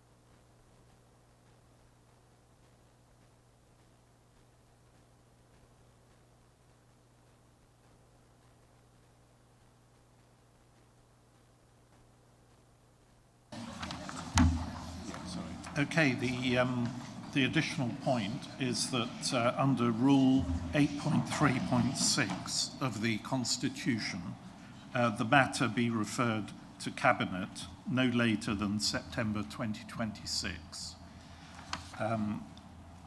First of all, I'll ask Councillors Ewart and Love if you accept that into your amendment.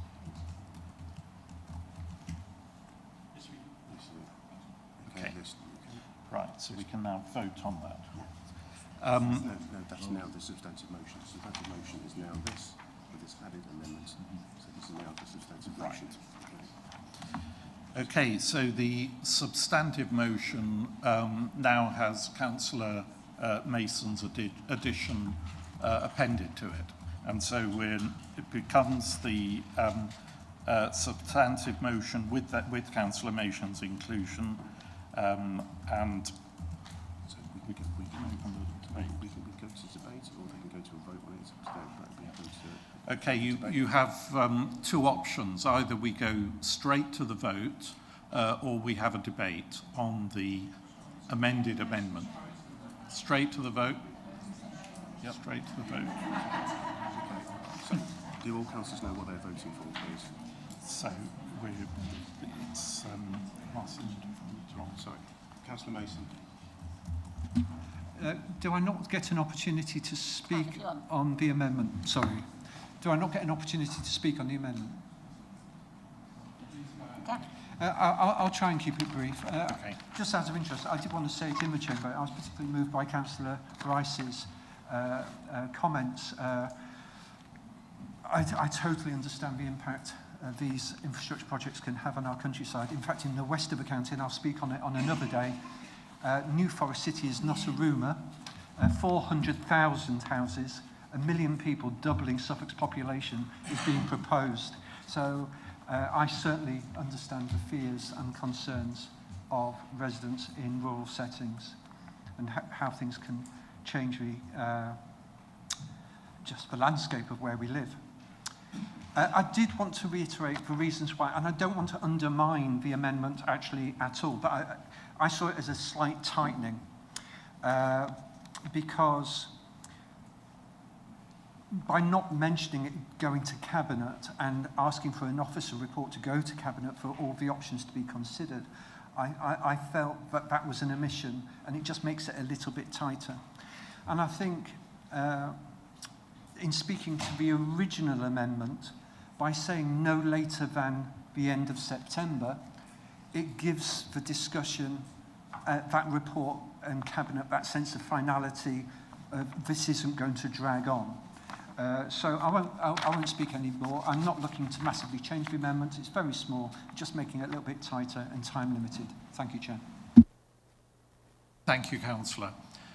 Does anyone else wish to speak? Councillor Lindsay, go ahead, 3 minutes. I'll be very, very quick, but what I wanted to say and missed out, so it's an opportunity to add in another point, is that there is nothing in this.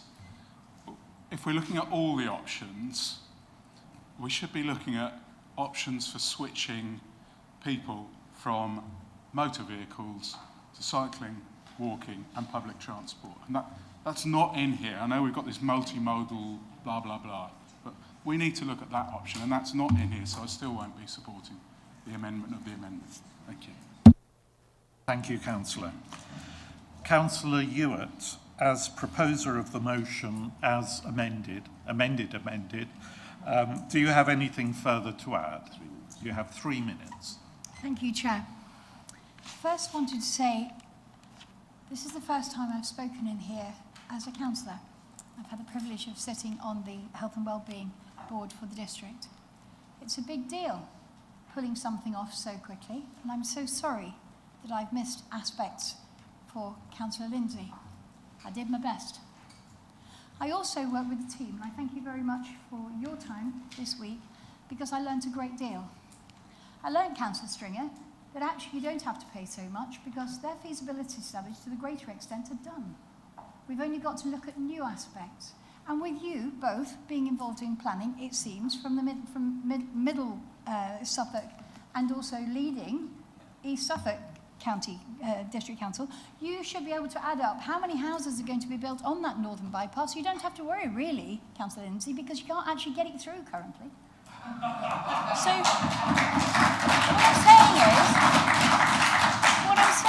what I'm saying is, I watched it, and I would appreciate you doing this. I'd like you to go back and look at the YouTube film of when the last administration had this debate. It's really worth learning. I enjoyed it. However, can I say that back in July of 2025. Find us on YouTube. That's how nerdy I am. Because it's really important to get the facts right. We've got a bunch of guys here who are ready to go. They're just going to have to pull it together. They've been talking about it for such a long time. So, Labour, I'm really sorry, but we do need to look at the bigger picture. And when I keep hearing that Jack Abbott hasn't turned up, that's really not, it's rather compromising, isn't it? Can I thank you very much, Conservatives, for helping me today with all the nuts and bolts, and thank you for the amendment, because I'm just on the learning curve. I feel like Bridget Jones doing this, let me promise you. And Greens, I've said what I need to say, and gentlemen over there, so you can imagine what it's like. My political advisor says to me, Julia, it's all about numbers. If you want to get this through, you have to do the numbers. Well, who's got the biggest numbers? Hello. So, Monday morning, I find Tony Love. And Tony Love and I stood in the 2019 election. And I know, Tony, being a Felixstowe councillor, you just want the best. And we all want the best. We want the best for Suffolk, we want the best for Ipswich, and we want the best for our officers because they are ready to go. Thank you very much for your time, and I appreciate your support.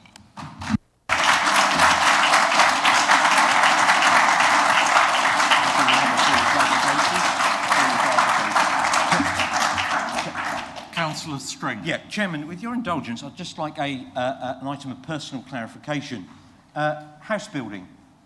Mid-Suffolk has the most housing growth of any council in the country, and it has done for the last 3 years. So I don't know where you're getting the idea that somehow we block housing there. We are the greatest amount of housing of any council in the country. We are way above our current target. It's too much. It's nearly 1,000 a year. But what we're trying to avoid is that bow wave of housing being built becoming an absolute avalanche.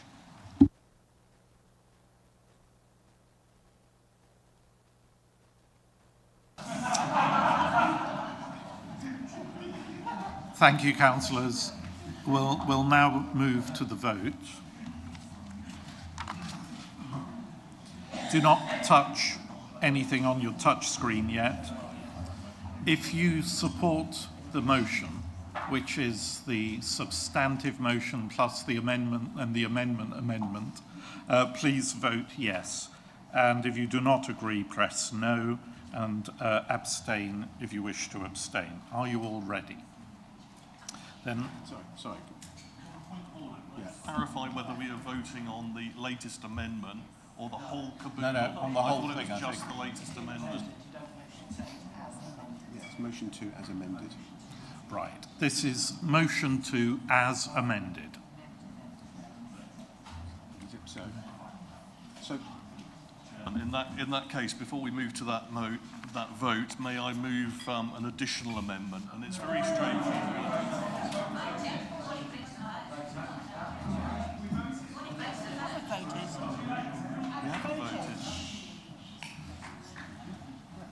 Okay. Sorry, it's closed. Because you closed. She closed the debate. Yes, the debate is closed. We'll now move to the vote, and I will start the vote. Please vote now. On the motion, the amendment to the motion. Why is it closed? So what you're keying up for that sentence, have you all cast? So have you all cast your vote? Yeah. Has everyone voted? I shall now close the vote. And the results are 50 in favour, 14 against, 2 abstentions.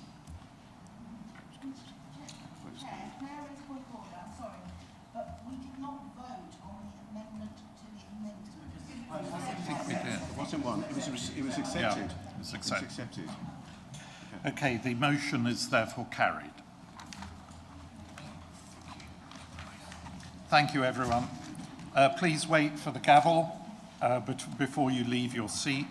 Councillors, can you please take all belongings, paperwork and any rubbish with you? Please place your microphone smart card in the collection box by the meeting room exit and return your nameplate to the table outside the meeting room where you collected it from. Finally, remember to check your pigeonhole before you leave today. Sorry, the councillor is still speaking, please. So that concludes the business for today's meeting. Thank you for your participation, and I wish you all a safe journey home. Thank you.